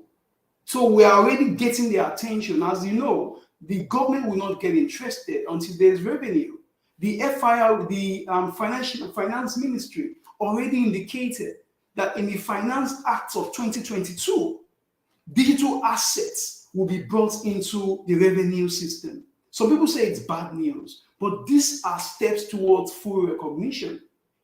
The CBN as well, we know that it will only take a matter of time for the CBN to say that, all right, cryptocurrencies, we don't have business with that. since they are now crypto assets. That's the idea. So in the next 2 years, we want to drive those policy engagements. Also, self-regulation. It was under my administration we introduced the initiative of self-regulation, having spoken with our partners from across the country, from across the world, and we were able to develop the code of conduct. That code of conduct, I can tell you, if FTX was a member of Siban, for instance, and complied with the code of conduct, that collapse would never have happened. Because we're talking about segregation of funds, we're talking about conflict of interest, managing those things, corporate governance, risk management, cyber security. This is the next level for Siban. We need to develop and deepen our self-regulatory system. I've been in touch with the NFIU, and the NFIU told us that if we cannot trust Siban to be a place where all of the blockchain association, blockchain bodies are and are complying with money laundering and terrorism financing frameworks, we cannot do much together. So with all sense of responsibility and service, we need the next 2 years to tighten those belts. Otherwise, the processes we have followed in the last 2 years may not be seen to the end. This is not about fixing stuff. Siban doesn't need fixing. Siban needs builders. We are already on course. We've learned from the Paul Ezafuluku administration, from Chris Annie's administration. We already have those processes on board. We have the structures. What we need now is a focused leadership that will drive that, along with all stakeholders, engaging everyone. That's what we need. So if we are given the next 2 years, I can assure you that if we come back here to talk about Siban would have already gotten to the next step I'm talking about. All right. Thank you, Senator. I understand we have 2 live guests now. I'm going to be calling on our first live guest on tonight's show, the presidential debate. I understand Jude is live with us, and Jude is not watching from Nigeria. Jude, how are you doing? Trust you're good. Where are you watching from? Okay, I'm presently in Cambridge, USA, Massachusetts, presenting. Cambridge, USA. Good to have you on the show. What question do you have, and who would you like to ask? Okay, my question goes to Obina, the present secretary and presidential candidate. First, he has made reference to his platform, that is CBC, and his supporters have also made reference to that. Now, my question is that enough reason for us to vote for you, since not every other person is a member of that platform who is in Siban? Secondly, when you talk about the current president, like hijacking other people's responsibilities, don't you think if those people were doing it so well, he wouldn't have to step in? And the reason I'm asking this is because I'm a member of the Policy and Regulation Committee, and I know exactly why the president usually steps in. Lastly, when you talk about partners, I want you to mention them categorically, because the current president has made reference to the people he's partnering with, both from the government in Nigeria and other international organizations. Thank you so much. All right. Thank you so much, Jude, for joining us to ask your question. I would now leave it to Obina to respond. So he said the current president has made mention to the people he is partnering with. Is it the president that is partnering with them, or Siban is partnering with them? And if you listen, these partners, who are they? Nigeria was a founding member of the Blockchain Association Forum, which the British Blockchain Association initiated. So it is an association of blockchain associations around the world, right? Of which Nigeria happens to be a founding member alongside that, right? So now this is for the harmonization of the operations of blockchain associations. You know, I was talking about partners who would be people like investors, business facilitators. We've already gotten this part of, the global DCA, all right, the blockchain association forums, but we need to move beyond that. Okay, We need to move because people are living their daily lives. People are doing daily businesses. And this is what we are talking about. We have foreign organizations who are not contributing anything significantly to our economy and the growth of our ecosystem. So the partners and the investors I'm talking about is the ones who will invest in our local builders. These are the people that I am looking at. I'll give you an example. Niger Crypto is a member of Siban, right? Niger Crypto has an office in Lagos. They pay rent, they employ Nigerians, right? You cannot say the same for a company like OKX, right? Who is OKX? Who are the face of OKX? So these are the partners that I am talking about. I'm not talking about blockchain associations. And then when he says CBC, CBC are members of Siban. You see what is being done at CBC in Siban. If you want to know what is CBC and what is being done, then join in. All right. I remember that this same Jude who is asking this question also reached out to me for mentorship. All right. Of which I obliged him because he said he needed to know more, he needed to learn more. And that is what CBC is all about. Okay. And the people that it has produced are proof of it. There are hundreds of them in the Siban group, both people who belong to other bodies. There are people who not only got trained in CBC, but CBC paid for them to get external trainings on their own. And after getting that, they used it to get jobs to work with other people.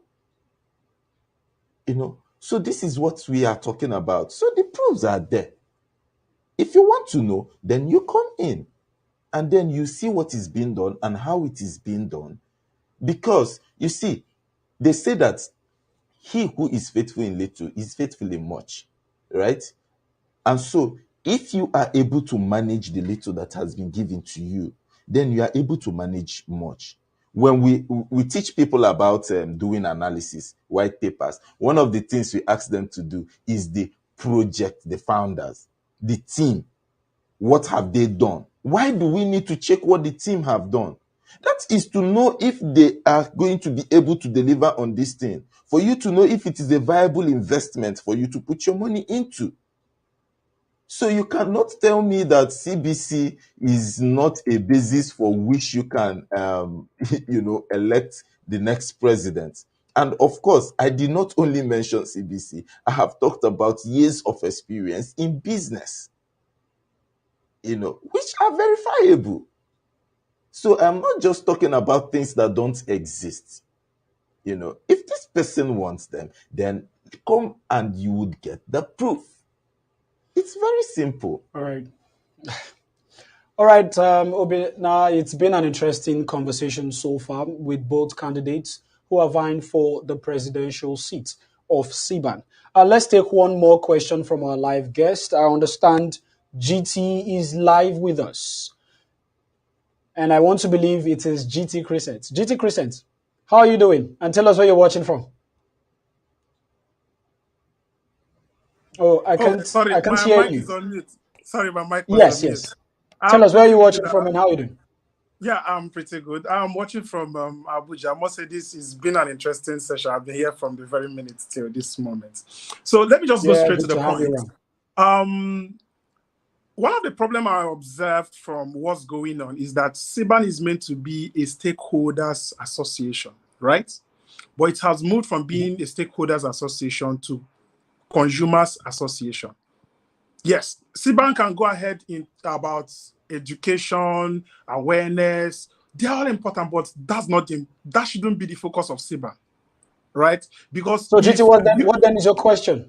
Now, I'm coming to my question. Sorry, I'm taking a lot of time. I'm trying to drive somewhere.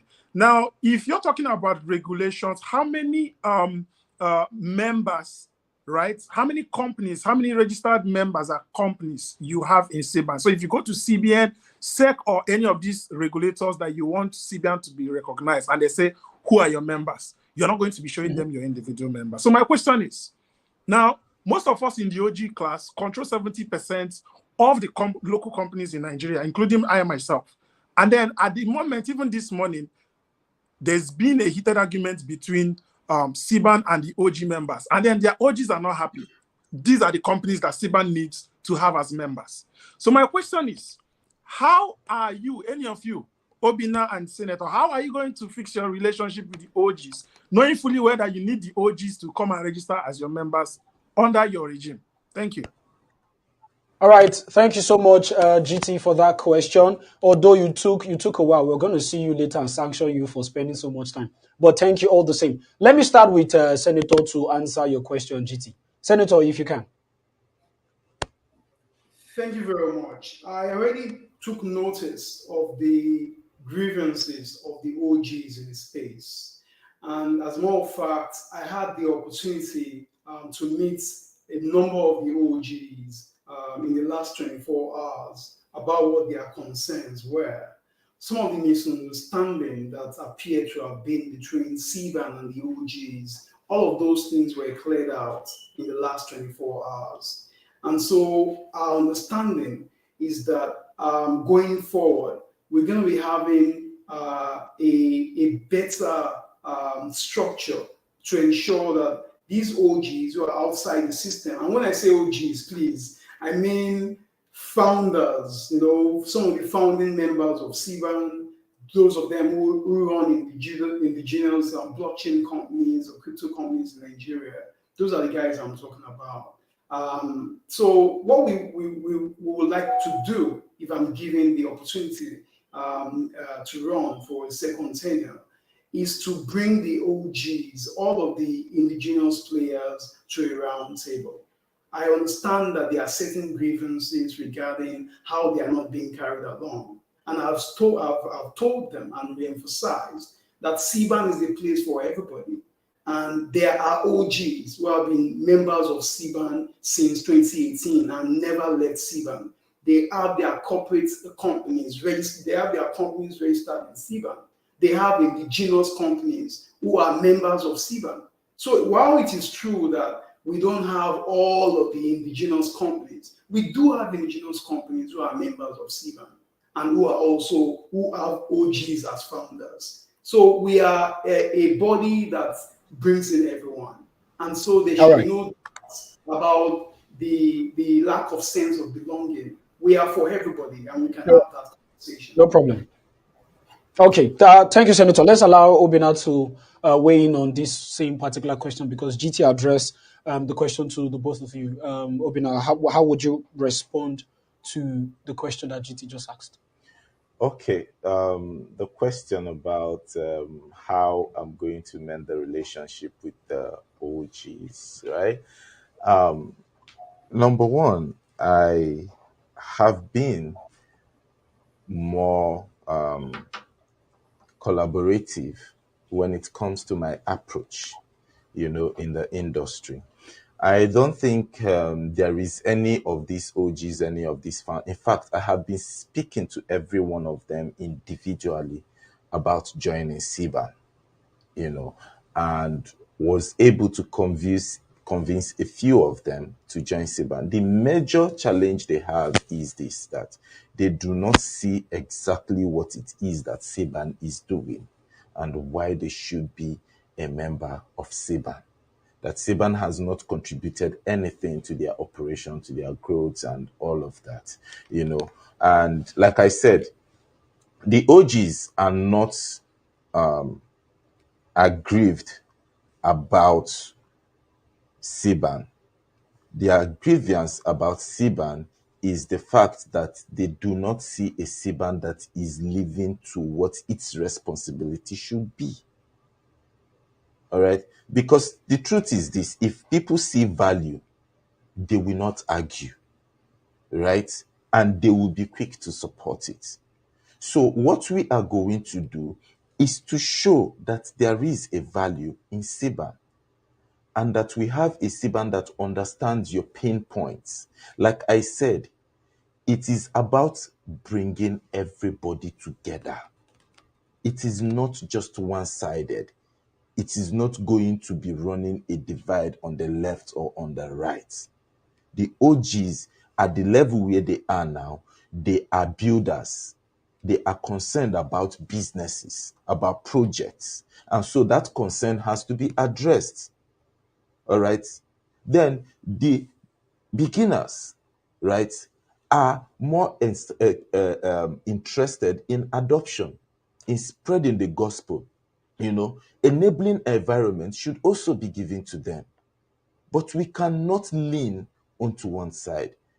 Okay, so the OG's issues is what I have captured.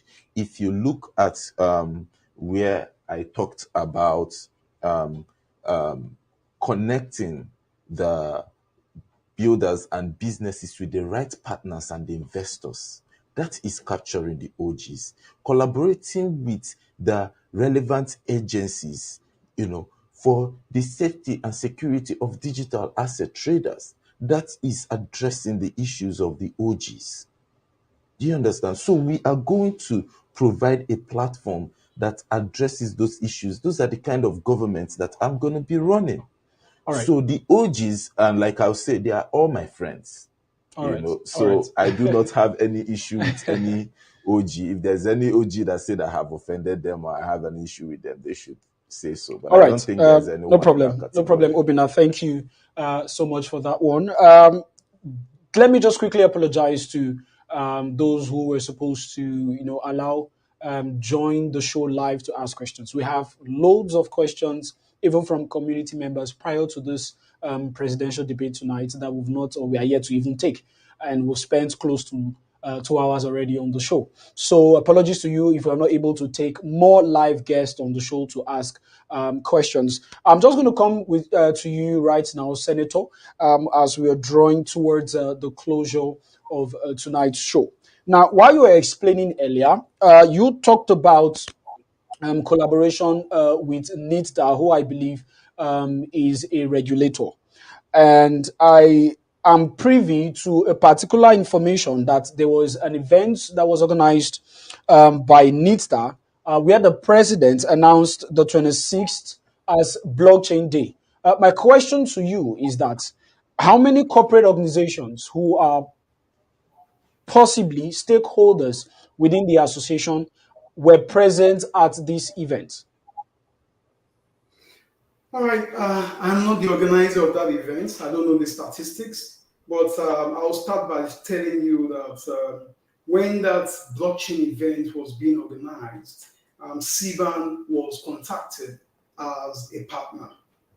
And as the president of the Blockchain Association, I brought this to the notice of as many of our members as possible. Also, I was one of the speakers at that program where I represented the industry in my capacity as Siban president. So in terms of the planning of the program, in terms of ensuring that there is there's representation from the industry, Siban was carried along by NITDA and Dominion, which is led by Mohamed Jega on that score. So yes, I am aware that there are a number of individuals and corporate bodies that participated in the blockchain program. And as more facts, as I speak to you, the Executive Council already decided that we need to open up more engagement with NITDA and the Minister of Information and Digital Economy to ensure that this is maintained annually. Because what we have seen so far is that the main sponsorship came from BSV, which is a foreign player. And so understandably, a number of the programs reflected that. But a lot of stakeholders and in the industry and outside the industry were represented from the Nigerian perspective. So this is something we want to make sure happens every year. The blockchain day has to be kept as something that happens every year. While some of our members and founding fathers expect that the industry also needs to have its own, we support that. And we're already in a group where we have been discussing that. Obinna Iwono, Emeka Ezike, and Daviso Effiong are members of that committee right now, planning for one that is industry-led by us, not by the government. But that is not to say that it's a competition against the other, because it's important that we support government-led programs as well. As I speak to you today, NITSDA has introduced a blockchain education course for people who want to learn blockchain.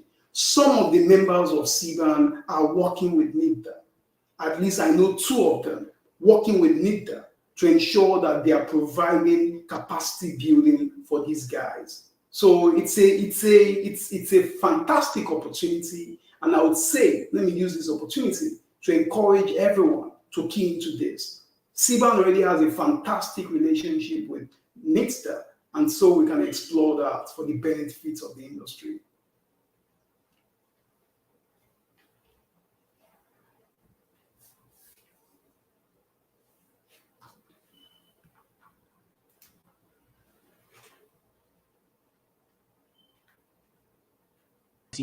And then the CBN as well.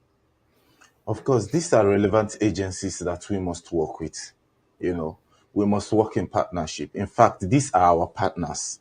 We not just see them as regulators. Because if you look at one of the 6 points that are in my mission is to drive policy and regulations that will aid innovation and the growth of the industry. I mean, the growth of this industry benefits everybody. Right? So how are we going to bring it? We are going to show the government and these agencies what their role is and what they are missing because they are not playing the right role. Right? Because, I mean, neither is for technological development. Right? What is blockchain? Technology. An emerging technology, one of the most recent technology in the world. So if NIDA brings blockchain into its fold, has it not achieved its goal of being a technological development agency for Nigeria? All right. The SEC is to regulate securities, right? So what is crypto? It's digital assets. These are securities. It would increase the things under its umbrella. Okay, what about the CBN? We know how the pronouncement by the central bank governor affected the crypto transaction. It's also affected the banks because there is a huge interest in crypto. And so everybody is benefiting from this activity, from this industry, from this economy. So everybody is going to see what their benefit is in it, and that we are not here to take away what belongs to you. We are here to increase what it is, because I feel that part of the fear is that crypto is going to replace certain things. But the world is ever moving forward, right? So we have to come to a table where we meet. And I also think that part of the reasons why these agencies have not come to full recognition of blockchain technology is because they have not seen anything tangible All right. that blockchain has been able to do in the country. And that is why I said that we would align with players, to improve and increase that support blockchain developments, because we need to have innovations. I mean, when you come to the Siban community, both on the OG side and on the newbie side, there are innovators. There are innovators. Now, I have experience when it comes to fashion design, right? There is a member of Siban by the name Dominic, who has um, he's building a project, right, that has to do with fashion, and it's something that gets my interest, right? And I'm thinking, how is this guy going to be enabled? you know how is he going to be enabled? So there are a lot of them that has shared all of that. So All right. we are going to come together to show these agencies that we are your partners. We want your concerns to be addressed. We want a safe space. We want one that you are also a partaker in. All right. Yeah, very, very clear. Thank you for that one. Senator, I'm going to bring this to your knowledge. It's been over 2 years, exactly 24 months since the last election, and I was privy to the information that the platform on which that particular election was organized was Google Forms, if I'm not mistaken. My question to you is because severally or at times you've mentioned that there was going to be some sort of an electoral reform. So I would like to ask, concerning the fact that you are, as we speak, the sitting president of Siban, on what platform is the forthcoming election going to hold? Thank you very much. I have been in touch with the chairman of the electoral committee, Chike Okonkwo, where they've been doing a fantastic job so far. And I have followed up to know the processes, the guidelines, and of course the technology that we are expected to use in these elections. I have been well assured that although we are not going to be using a blockchain powered or blockchain based electoral system or platform, we will be using a technology that is credible, one that will be efficient, one that will ensure that there is a free, fair, and credible election. And I believe that the Chike Okonkwo-led administration, with its experience from the last election, will be able to deliver on the promises to the people and members of Siban.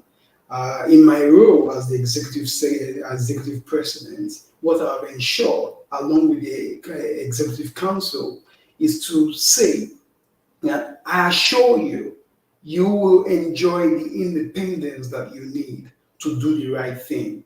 We are not going to influence whatever process you are building. As a matter of fact, the electoral guidelines did not even pass through my desk.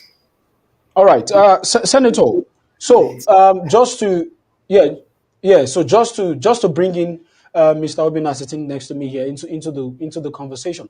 I'm still iterating that particular question regarding on what platform we're exactly 48 hours, 2 days to the election. Mr. Obina, are you privy to the platform where this election is going to be happening? No, I am not. That is specifically the responsibility of the ELECO. But what I do know in the Executive Council is that we have not developed any platform for this election right before the ELECO was formed. But we believe that the ELECO has a solution to that. And I believe that the best hands were picked for the job. So we are We're expectant. expecting, yes, that All right. we will see a credible and fair election using a very credible platform. Yes, very, very, very necessary. Thank you so much, Obina. Thank you, Senator. Just one more question I can see. Senator, while you were addressing the populace, you talked about building a Siban secretariat, sort of like a physical office or a location. My question to you is, how do you intend to finance this? All right. I said that we are going to be establishing a secretariat, not building one. Maybe in the next couple of years, we'll be able to have our own edifice. When I say Siban Secretariat, I mean By establishing, you are not referring to building? no, we're not building. We do not have the resources for building, but we do have the resources to ensure that we have a more efficient and effective secretariat. And when I say secretariat, I mean a place where people can go into, do inquiries and stuff. We also now have a number of property, here and there. We need to have an office where people could come in and work and do stuff. The only challenge to that is that we are pretty decentralized and diversified in terms of where we are, different locations. But we are looking at Abuja or Lagos, Lagos has been the place where Siban was founded, or the first meeting and second meeting were held. Most of the founding fathers also came from this area. So we are thinking that it's high time we had a place where people could go to and know that this is Siban's office. I think it's high time. We already have some demand for that. We have an office right now at Allen Avenue in Ikeja, Lagos, over the last 2 years in the course of my administration. I ensured that we have that, but it's basically a correspondence office. What we want to have, the next level or the next step, is to really have people in there that would always be able to attend to you should you have any All right. inquiry. Thank you. All right. Thank you so much.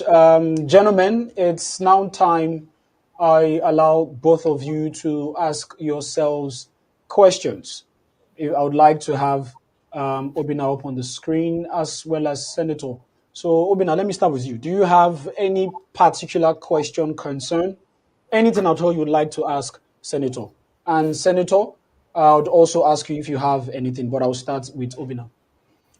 Okay, so two questions that I have for Senator is one, can he mention any agenda that he had brought up at the Executive Council which I opposed and it was never carried out?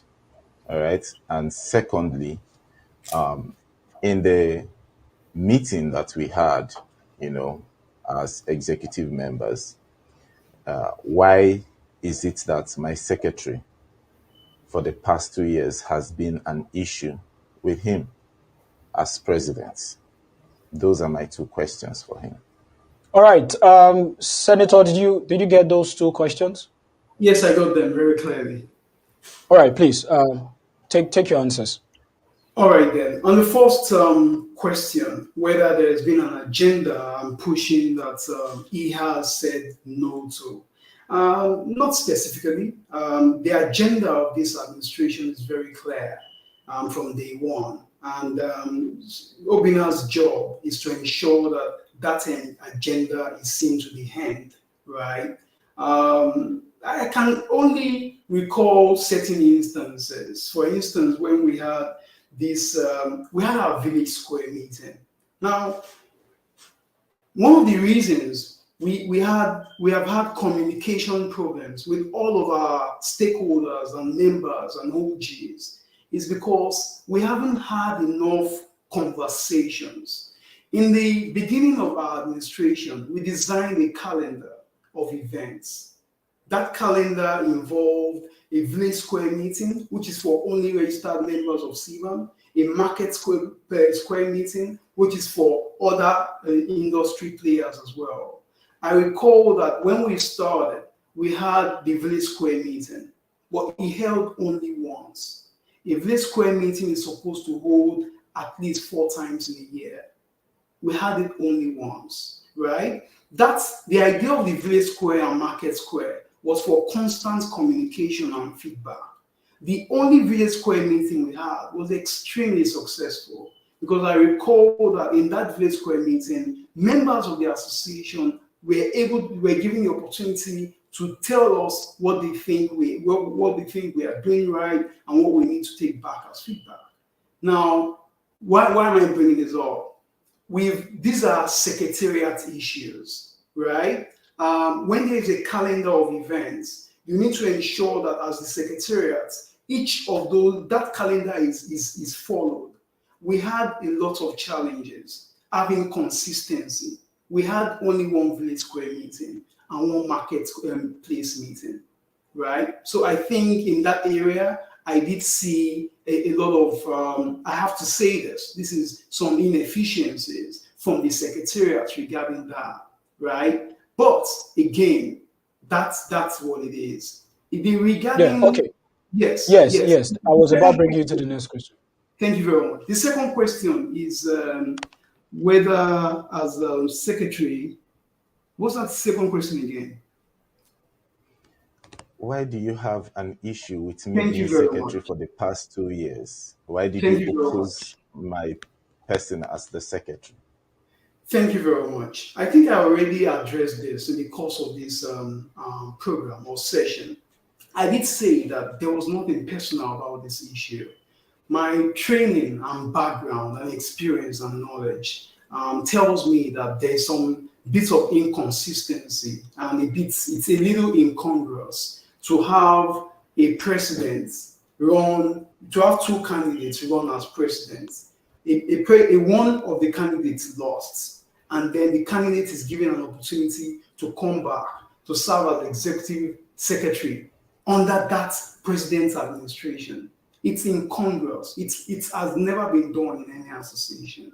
That is the principled stand I have. It has nothing to do with your personality, Obina. I just believe that you don't run like that because these were two presidential candidates that keenly contested an election with different agenda. And then overnight, the same presidential candidate is in the secretariat, managing information flow, ensuring agenda is pursued, and all that. I think that necessarily, except that secretary is a saint, necessarily there will be conflict of interest from time to time. There will be doubts. There will be, I mean, if there were no conflict of interest one way or the other, right? The same executive secretary is now running against me. It is his right. But come on, guys. That political ambition to become president, I believe, has always been there. And it's obstructed Obina's work in office. That is my point. All right. I think that point that you've just made is very clear to Obina. I've just been told that we still have one or two live guests. Senator, just before I allow you ask Obina any questions should you have. I've just been told that we have about one or two live guests who are very keen on asking you guys questions. So I'm just going to allow this next person. Who do we have? Hello, how are you doing? What's your name and where are you watching from?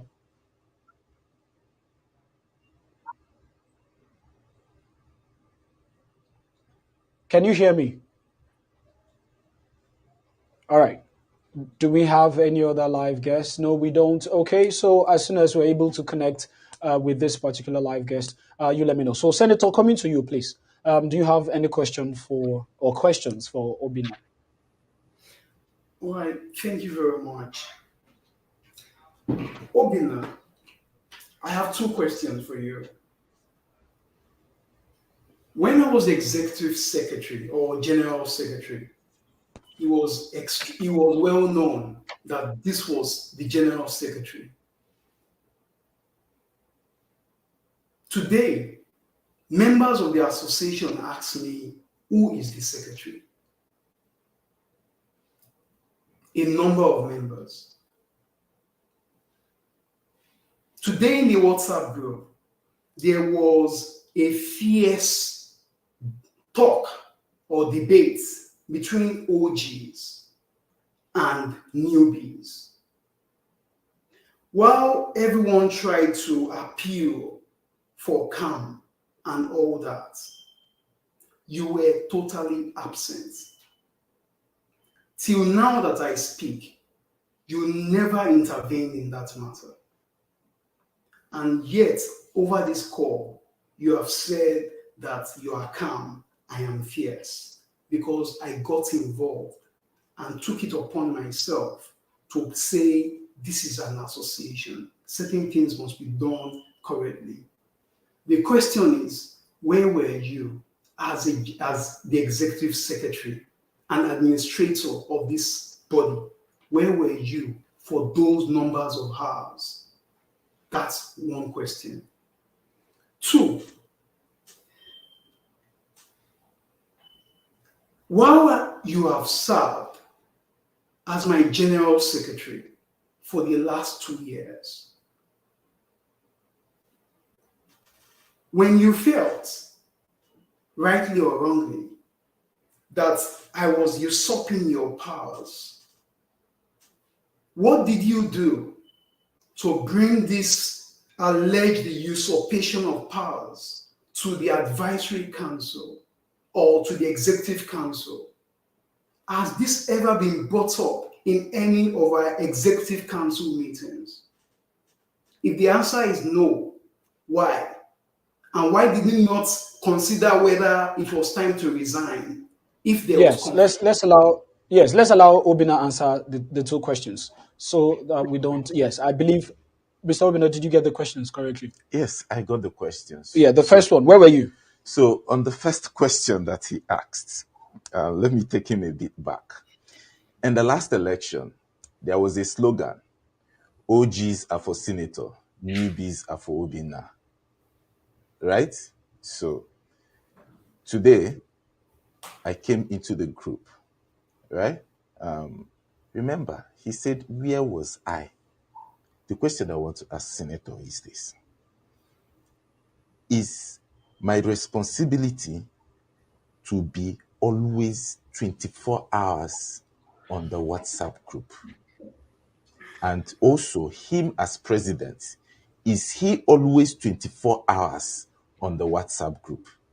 That's a question, a fair question I want him to answer. So is it a question in response to? Yes, in response to the question that he asked asking me where was I. And then when he said members of the group, not members, one of his supporter, and he wasn't asking a question, he was trying to throw an indictment. Remember, he, in his private AMA with his supporters, which they were reporting live, said that the secretary was part of his problem. That's why he didn't achieve his goals. That was what he said. That one of the challenges he faced as a president in office was secretariat, and that he became a secretary to himself. All right. So the person who is asking where was I was not asking a question the way he made it put. We can go through the charts and see how many people, when he said members, it was just one person who is his supporter that was asking that question to indict me. Because one of the narratives that they have been trying to drive is, if this administration failed, that I was also part of this administration that failed. And so therefore I should not be contesting because I was part of the administration. Do you think they're right by saying? They are not right by saying. But you're part of the administration. Of course, I am part of the administration. Even in my opening speech, I statistically proved that I played a role in this administration, and I am happy and glad for the opportunity to have served.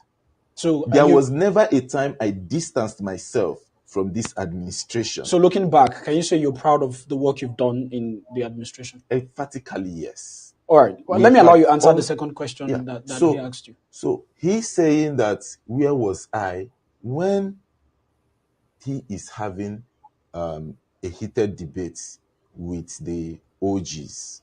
I do not know the reason why there should be such a heated debate. And he that was available as at the time of the debates, the Executive Council, Siban, is the responsibility of members of the Executive Council, right? And as at the time I came in, he had already issued a statement about what was ongoing. So you were not online at the time? There was no. He already issued a statement before mine. You're talking about Senator? Yes. So there was no point going on to say the same things that he has already said. Because I came in, I left for, say, maybe like 20, 30 minutes, and I came back and I saw 300 messages. No, Senator, I think you mentioned it was about, like, you were talking about hours. Okay, you were not available. Does he have for a time? For a number of hours. Senator, does he have a time, if I got a time measurement tool that he used? Yes, you used number of hours. Somebody is online and when somebody is not online, to know that this person was not online for a number of hours. All right, let's leave this argument. Can you just quickly answer his question? I'm getting a notification that we're able to connect with a live guest who's going to be asking us questions very soon as we bring the show to a close. Let me allow you answer the second question Senator asked. So, what was the second question? Senator, what was the second question? Again. If you can help us. The second question is this. You have said here, alleging that I usurped your powers as secretary. Yes, exactly. Thank you. I remember that. Yeah, he remembers. So, one of the very first meetings we had in the executive council was to tell Senator kindly, I said, you are encroaching into people's office, and I think that you should let people perform their roles. And he said that the reason why he steps in is because he sees that these people are not doing what they are supposed to be doing. And so he steps in to do the job. And you said, okay. Now, I took that in good faith as a president who was looking out for other members of the executive council that he is leading. But I noticed that this continued.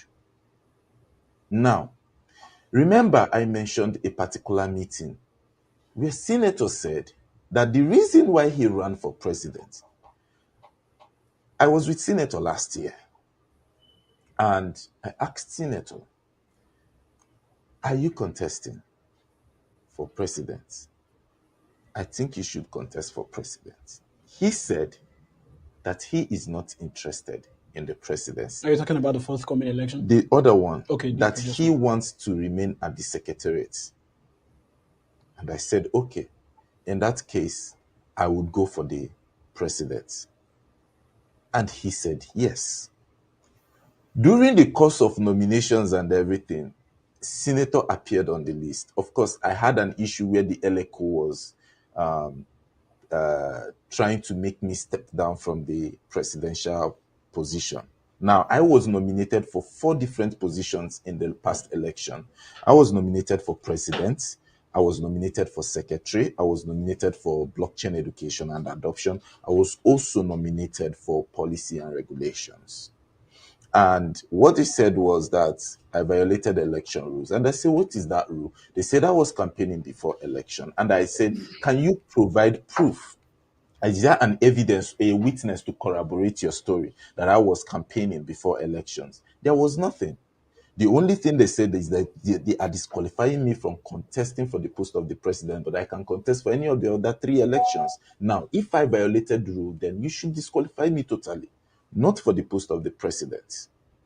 All right? And so I said, no, the president is the position that I want to contest for, not any of these 3. Right. And they went ahead and published that list. Now, during that period, they published the list and my name was not on it. And Senator's name appeared on it. And I called Senator and I was, how did your name get here? Right? And he said that the reason why he stepped in was because the other persons who were on that list are not capable of leading Siban. And that was why he stepped in. And I asked him, so what about if I win my case against the ELECO? What would happen?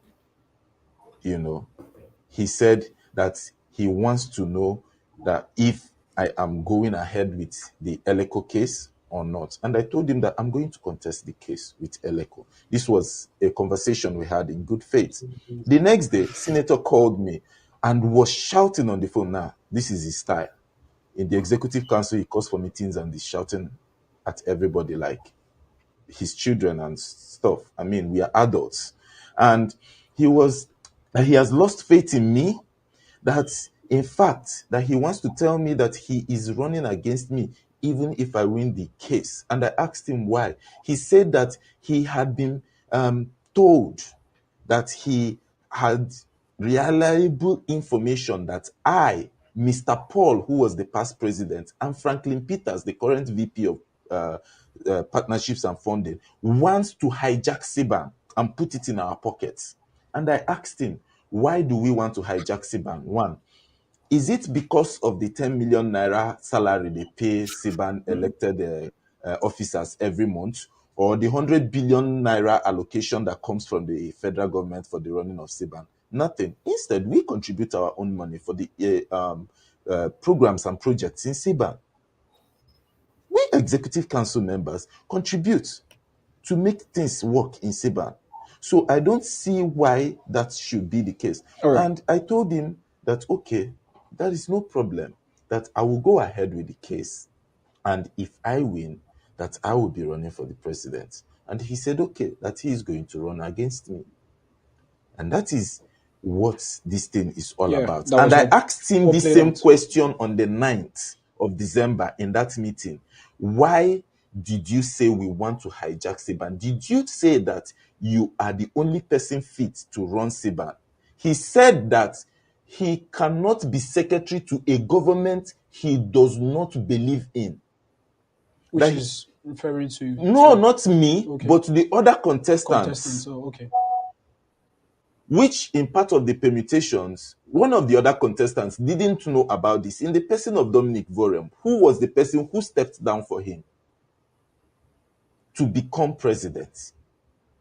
You know, so that's such mentality.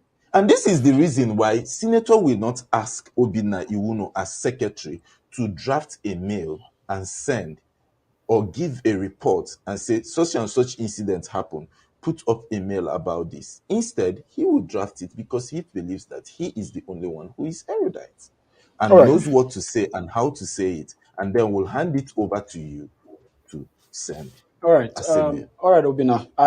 These issues are longing issues that we've tried as much as we can to clarify on the show, but it appears as though these conversations will continue even after the show tonight. Let us allow one more slot for our live guest to ask a question. I understand that we have a guest.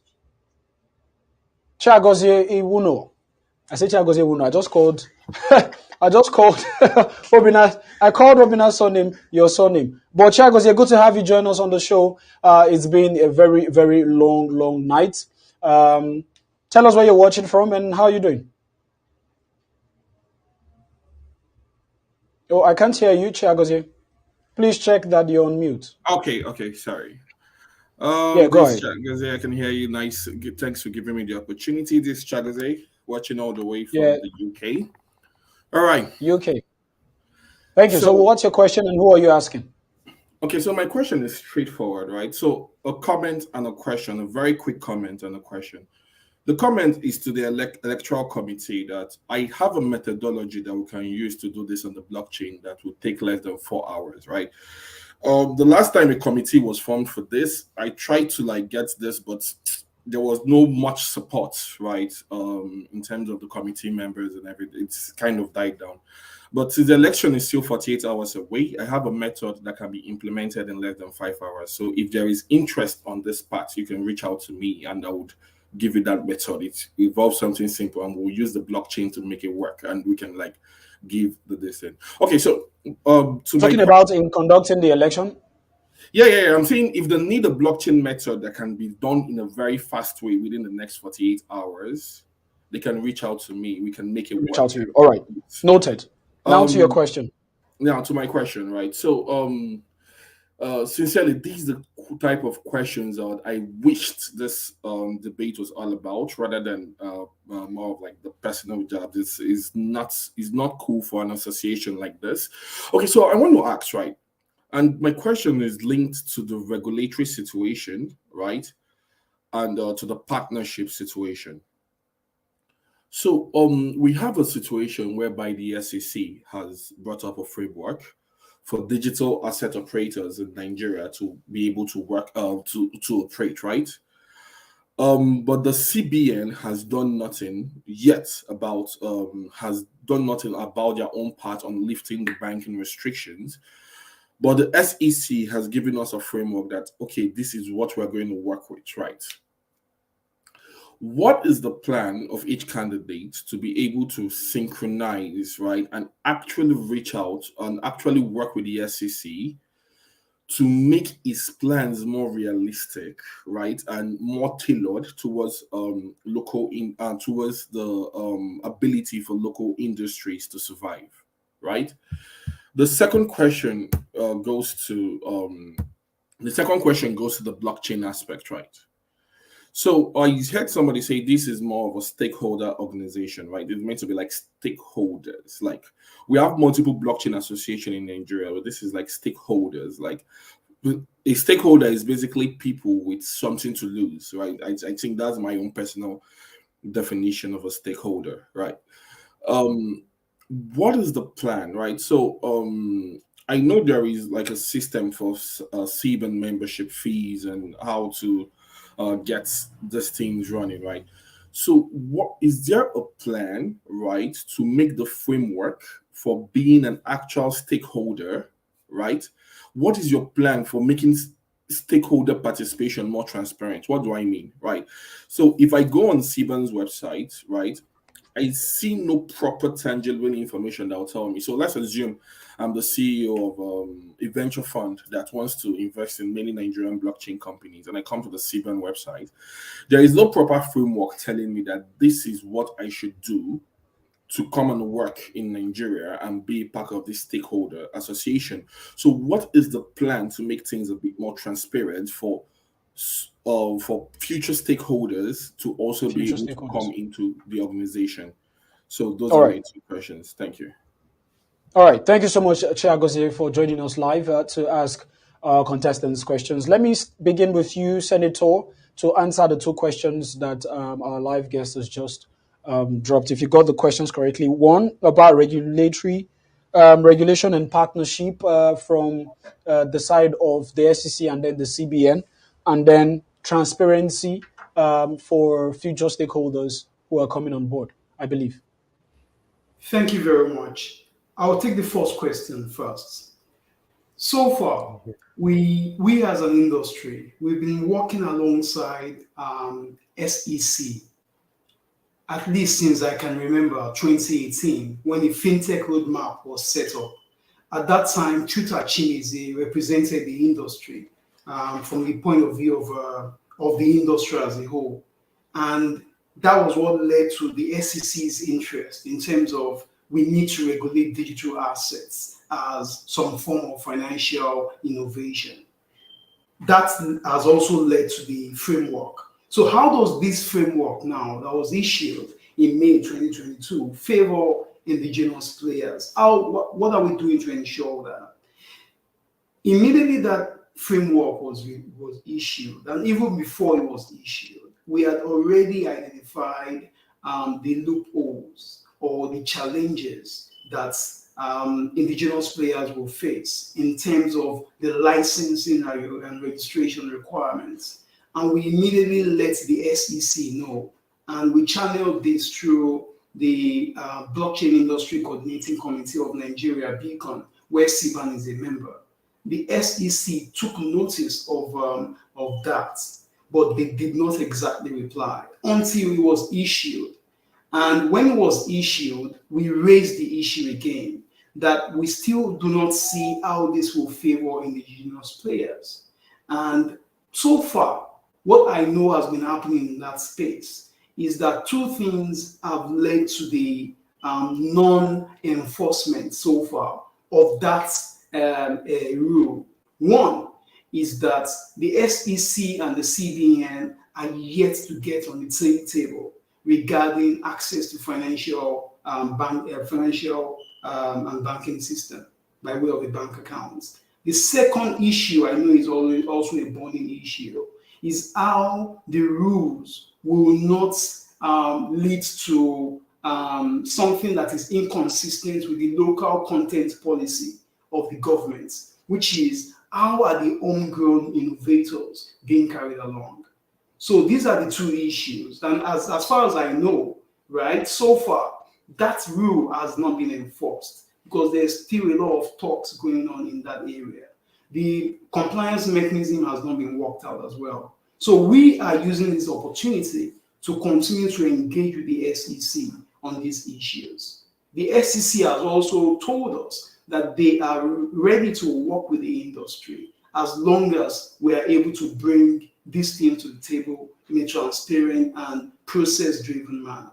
And this is where the maturity of the industry comes in, right? That's one. So I can assure Chiagozie that although we are not the regulators that make the rules, we're doing our best to represent the interest of the indigenous players as All far right. as So the is concerned. The second question: what all right. is the Yeah. framework for ensuring So, that yes. that it is transparent, that we have a membership system that is transparent, so that Yes. anyone anywhere in the world could apply and become a Siban member. Membership. This became a concern in the course of my administration. And what we have done is to issue what is called the membership brochure. It's right there on our website. If you go to our website, you click on membership, you find a form. If you click on that for that document called membership brochure, it will give you everything that you need in terms of how to be a member, the benefits of membership, the categories of membership that is open to you. Indeed, some foreign players actually saw some of these things on our platform. So it's very open. Just go to siban.org.ng, click on membership. You'll see a brochure under the main navigator, right? Okay. Navigate. You'll get all the details you need. Thank you. All right. All right. Thank you, Senator. Let's allow Obina weigh in his response to the questions as well. Obina, if you please. Yeah, so for the SEC has made its stand clear. It is obvious that the SEC wants to see the industry organized and regulated, and so they have shown to be a partner. But there is a disalignment between the SEC and the CBN. All right. So that means that it is very clear where we should be focusing our efforts on is also on getting the CBN to the table. All right. So first of all is to understand what is the pain points of the CBN. Why is the CBN so opposed to blockchain adoption? Why are they so opposed to crypto? All right. This is the thing that we need to understand with them first. And sometimes you cannot understand these things by just writing articles. You have to go meet the people themselves. So for me as the president of Siban, I am interested in sitting with the CBN and industry stakeholders to understand what exactly do you want, because the framework that was released by the SEC is quite clean, and we have seen what the SEC wants from us, which we can easily give to them. But remember, they said in September, I think that was not September, that should be November 2020, that they have recognized cryptocurrencies as digital assets. And then the next month, 2 months later, the CBN comes and make one pronouncement that made the SEC turn 360 roundabout on their statement. And they were not giving us any positive feedback, right? One of the things that we also will need to do is to push for this thing, for a law that clearly separates the SEC from the CBN, so that the CBN does not encroach on the SECs, for the SEC to easily perform their duties. Because if the SEC says that cryptocurrency is digital assets, right, and then CBN makes an internal law that stops banks from transacting crypto, and then it's kind of puts a roadblock on what the SEC is doing, then there is a problem. There has to be clear separations between these two. And sometimes as an industry, that becomes your first interest. That these two, that you've seen, okay, this guy is on our side. This guy is not on our side. But this guy who is on our side cannot work for us, because this guy who is not on our side is going to mitigate against everything that he does to help us. So we want this guy who is on our side to be first of all separated. There should be clear definition. Those are things that you can push for, right? And then after that, we now engage with the CBN. I believe that every issue and everyone is approachable. It all depends on what is being put on the table, right? What is the demands? There has to be a middle ground, a meeting point where we can meet and address these issues and come to an agreement. Our disagreement is not to stay that way forever. We disagree to agree. All right. And there must be what we should be willing, to forfeit as an industry, and what they should also be willing to forfeit as a necessary partner and a regulator, for us to work together for the benefit of everyone. All right. So this, for me, is how this will be addressed and tackled. Secondly, the second question Chiagozie asked is not on membership, but on projects, brands that wants to come into the system. Can they get information, or they get a guide about how to go about that from Siban? Because I believe that why Chiagozie asked that question is that Siban is supposed to be the first point of call for anybody that wants to get into this ecosystem. So it means that every player who is coming to play in Nigeria needs to get into this ecosystem. But the case is just like Nigeria, right? We saw, Nigerians are ridiculed abroad. The reason is very simple. The kind of image that our government has. You cannot ridicule a US citizen anywhere in the world. You don't do that. A US citizen can travel anywhere in the world without visa. Why? Because of the image of the US. If we have that same image for Siban, there is no reason why any foreign body would come here and set up shop without passing through Siban. So it is about fixing it so that these people know. And then when they come to us, they will get all the relevant information and guidelines that they need. I had an interview recently with Blockworks, right? And the lady who was interviewing me said that she was looking for information about blockchain growth and all of that in Nigeria. And the last time anything was dropped about it was in 2018. That 2018 was the most recent information she had about it. Right? How about giving data? How do you even collect data from somebody who is not in your fold? So if we're not able to bring all these people together, how will they even share information with us freely? And we can be able to use that to build the industry. I remember in 2020, when Senator was the secretary, we used to have a lot of conversations together, right? And there was one time, both of us were discussing about a journal, for the Nigerian blockchain industry. We are talking about newsletter and a journal. Maybe the journal could come out once in a year that will encapsulate everything that has been done in the entire year. At this time, I was not an executive. He was secretary. And we had these conversations and plans, But we haven't been able to implement any one of that because those were conversations that was had in friendship.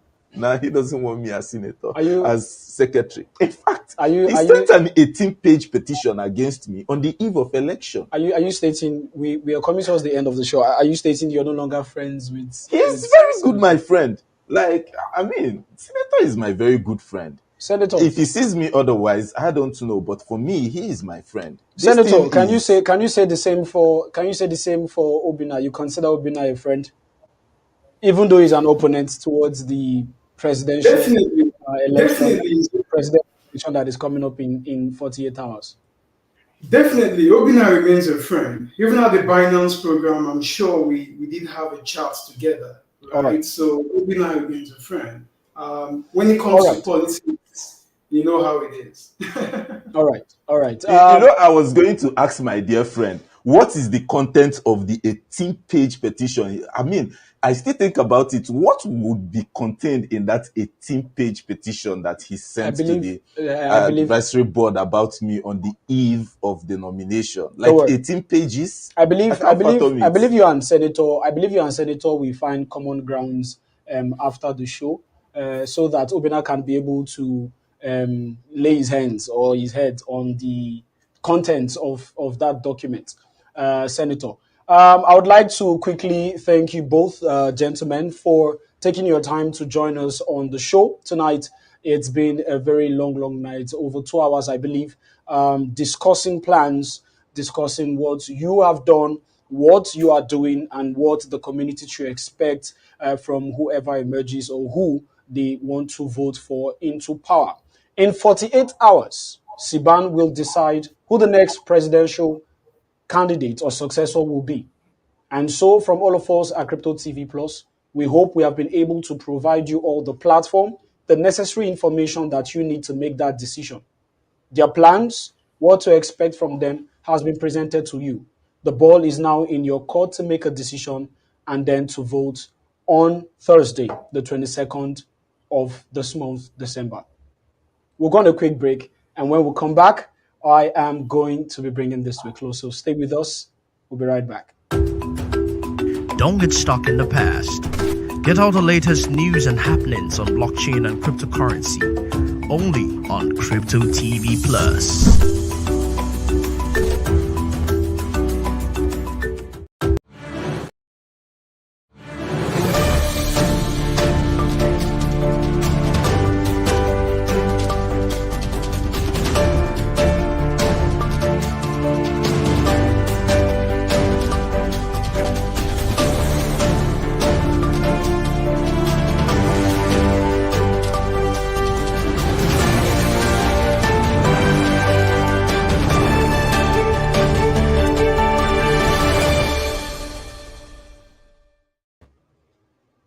And just before we call it a night, let me quickly bring up Senator and Obina up on the screen for this final question. Senator Obina, will both of you agree to the outcome of the election on Thursday, whichever wins? I'll start with you, Obina. Would you accept the results of the election on Thursday? Of course. You will. In the past election, I accepted it. What about you, Senator? Will you accept the outcome or results of the election on Thursday? Yes, as long as I consider it credible, free, and fair, as enshrined in our Constitution, I will accept.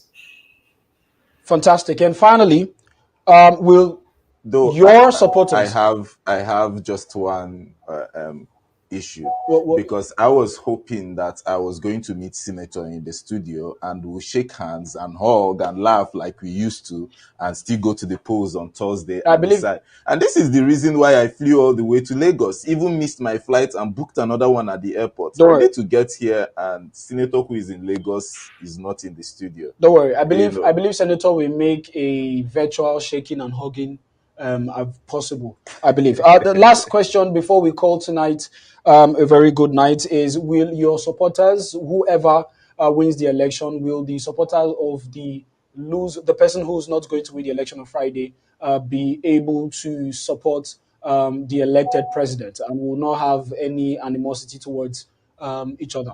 I'll start with you, Senator. Thank you very much. I have supporters who are responsible members of the association who understand that Siban is a project we are all building together, and there is need for everyone to support whichever administration is in power. So I've never always been president, and I've always supported whoever was in power, from Chris Ani to Mr. Paul's two-time administration. So I wouldn't expect less from people out there. Whoever wins or loses, this should be all about the Siban project. Thank you. All right. What about you, Obina? Of course, I have been known first and foremost as a community man. So if there is anything, I always say it, community is everything and community comes first. Right? So everything I do is always guided by that, people. Because without people, we are not having anything.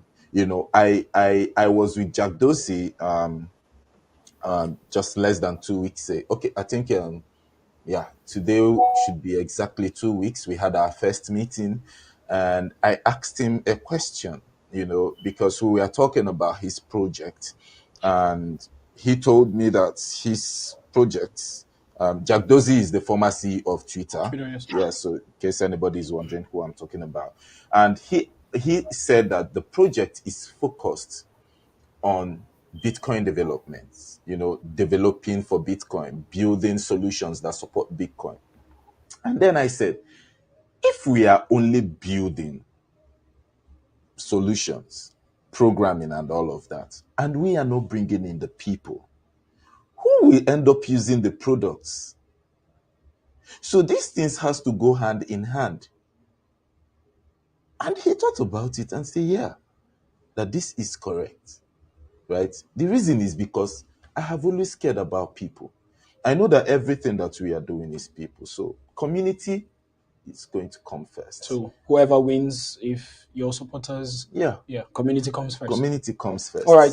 Thank you, gentlemen. God bless you, and I wish you all the success you need come Thursday, the general election date, the 22nd of December 2022. From all of us at Crypto TV Plus, we say thank you as well to our live viewers, those who participated, our live guests, those who sent in their super chats, comments, and participated by asking questions using the comment section of the channel that they watch from. You have heard the contestants. Please vote and vote wisely. My name is Tony Obiajuru. Until I come your way next time, it's a bye for now. See you soon. Don't get stuck in the past. Get all the latest news and happenings on blockchain and cryptocurrency only on Crypto TV Plus.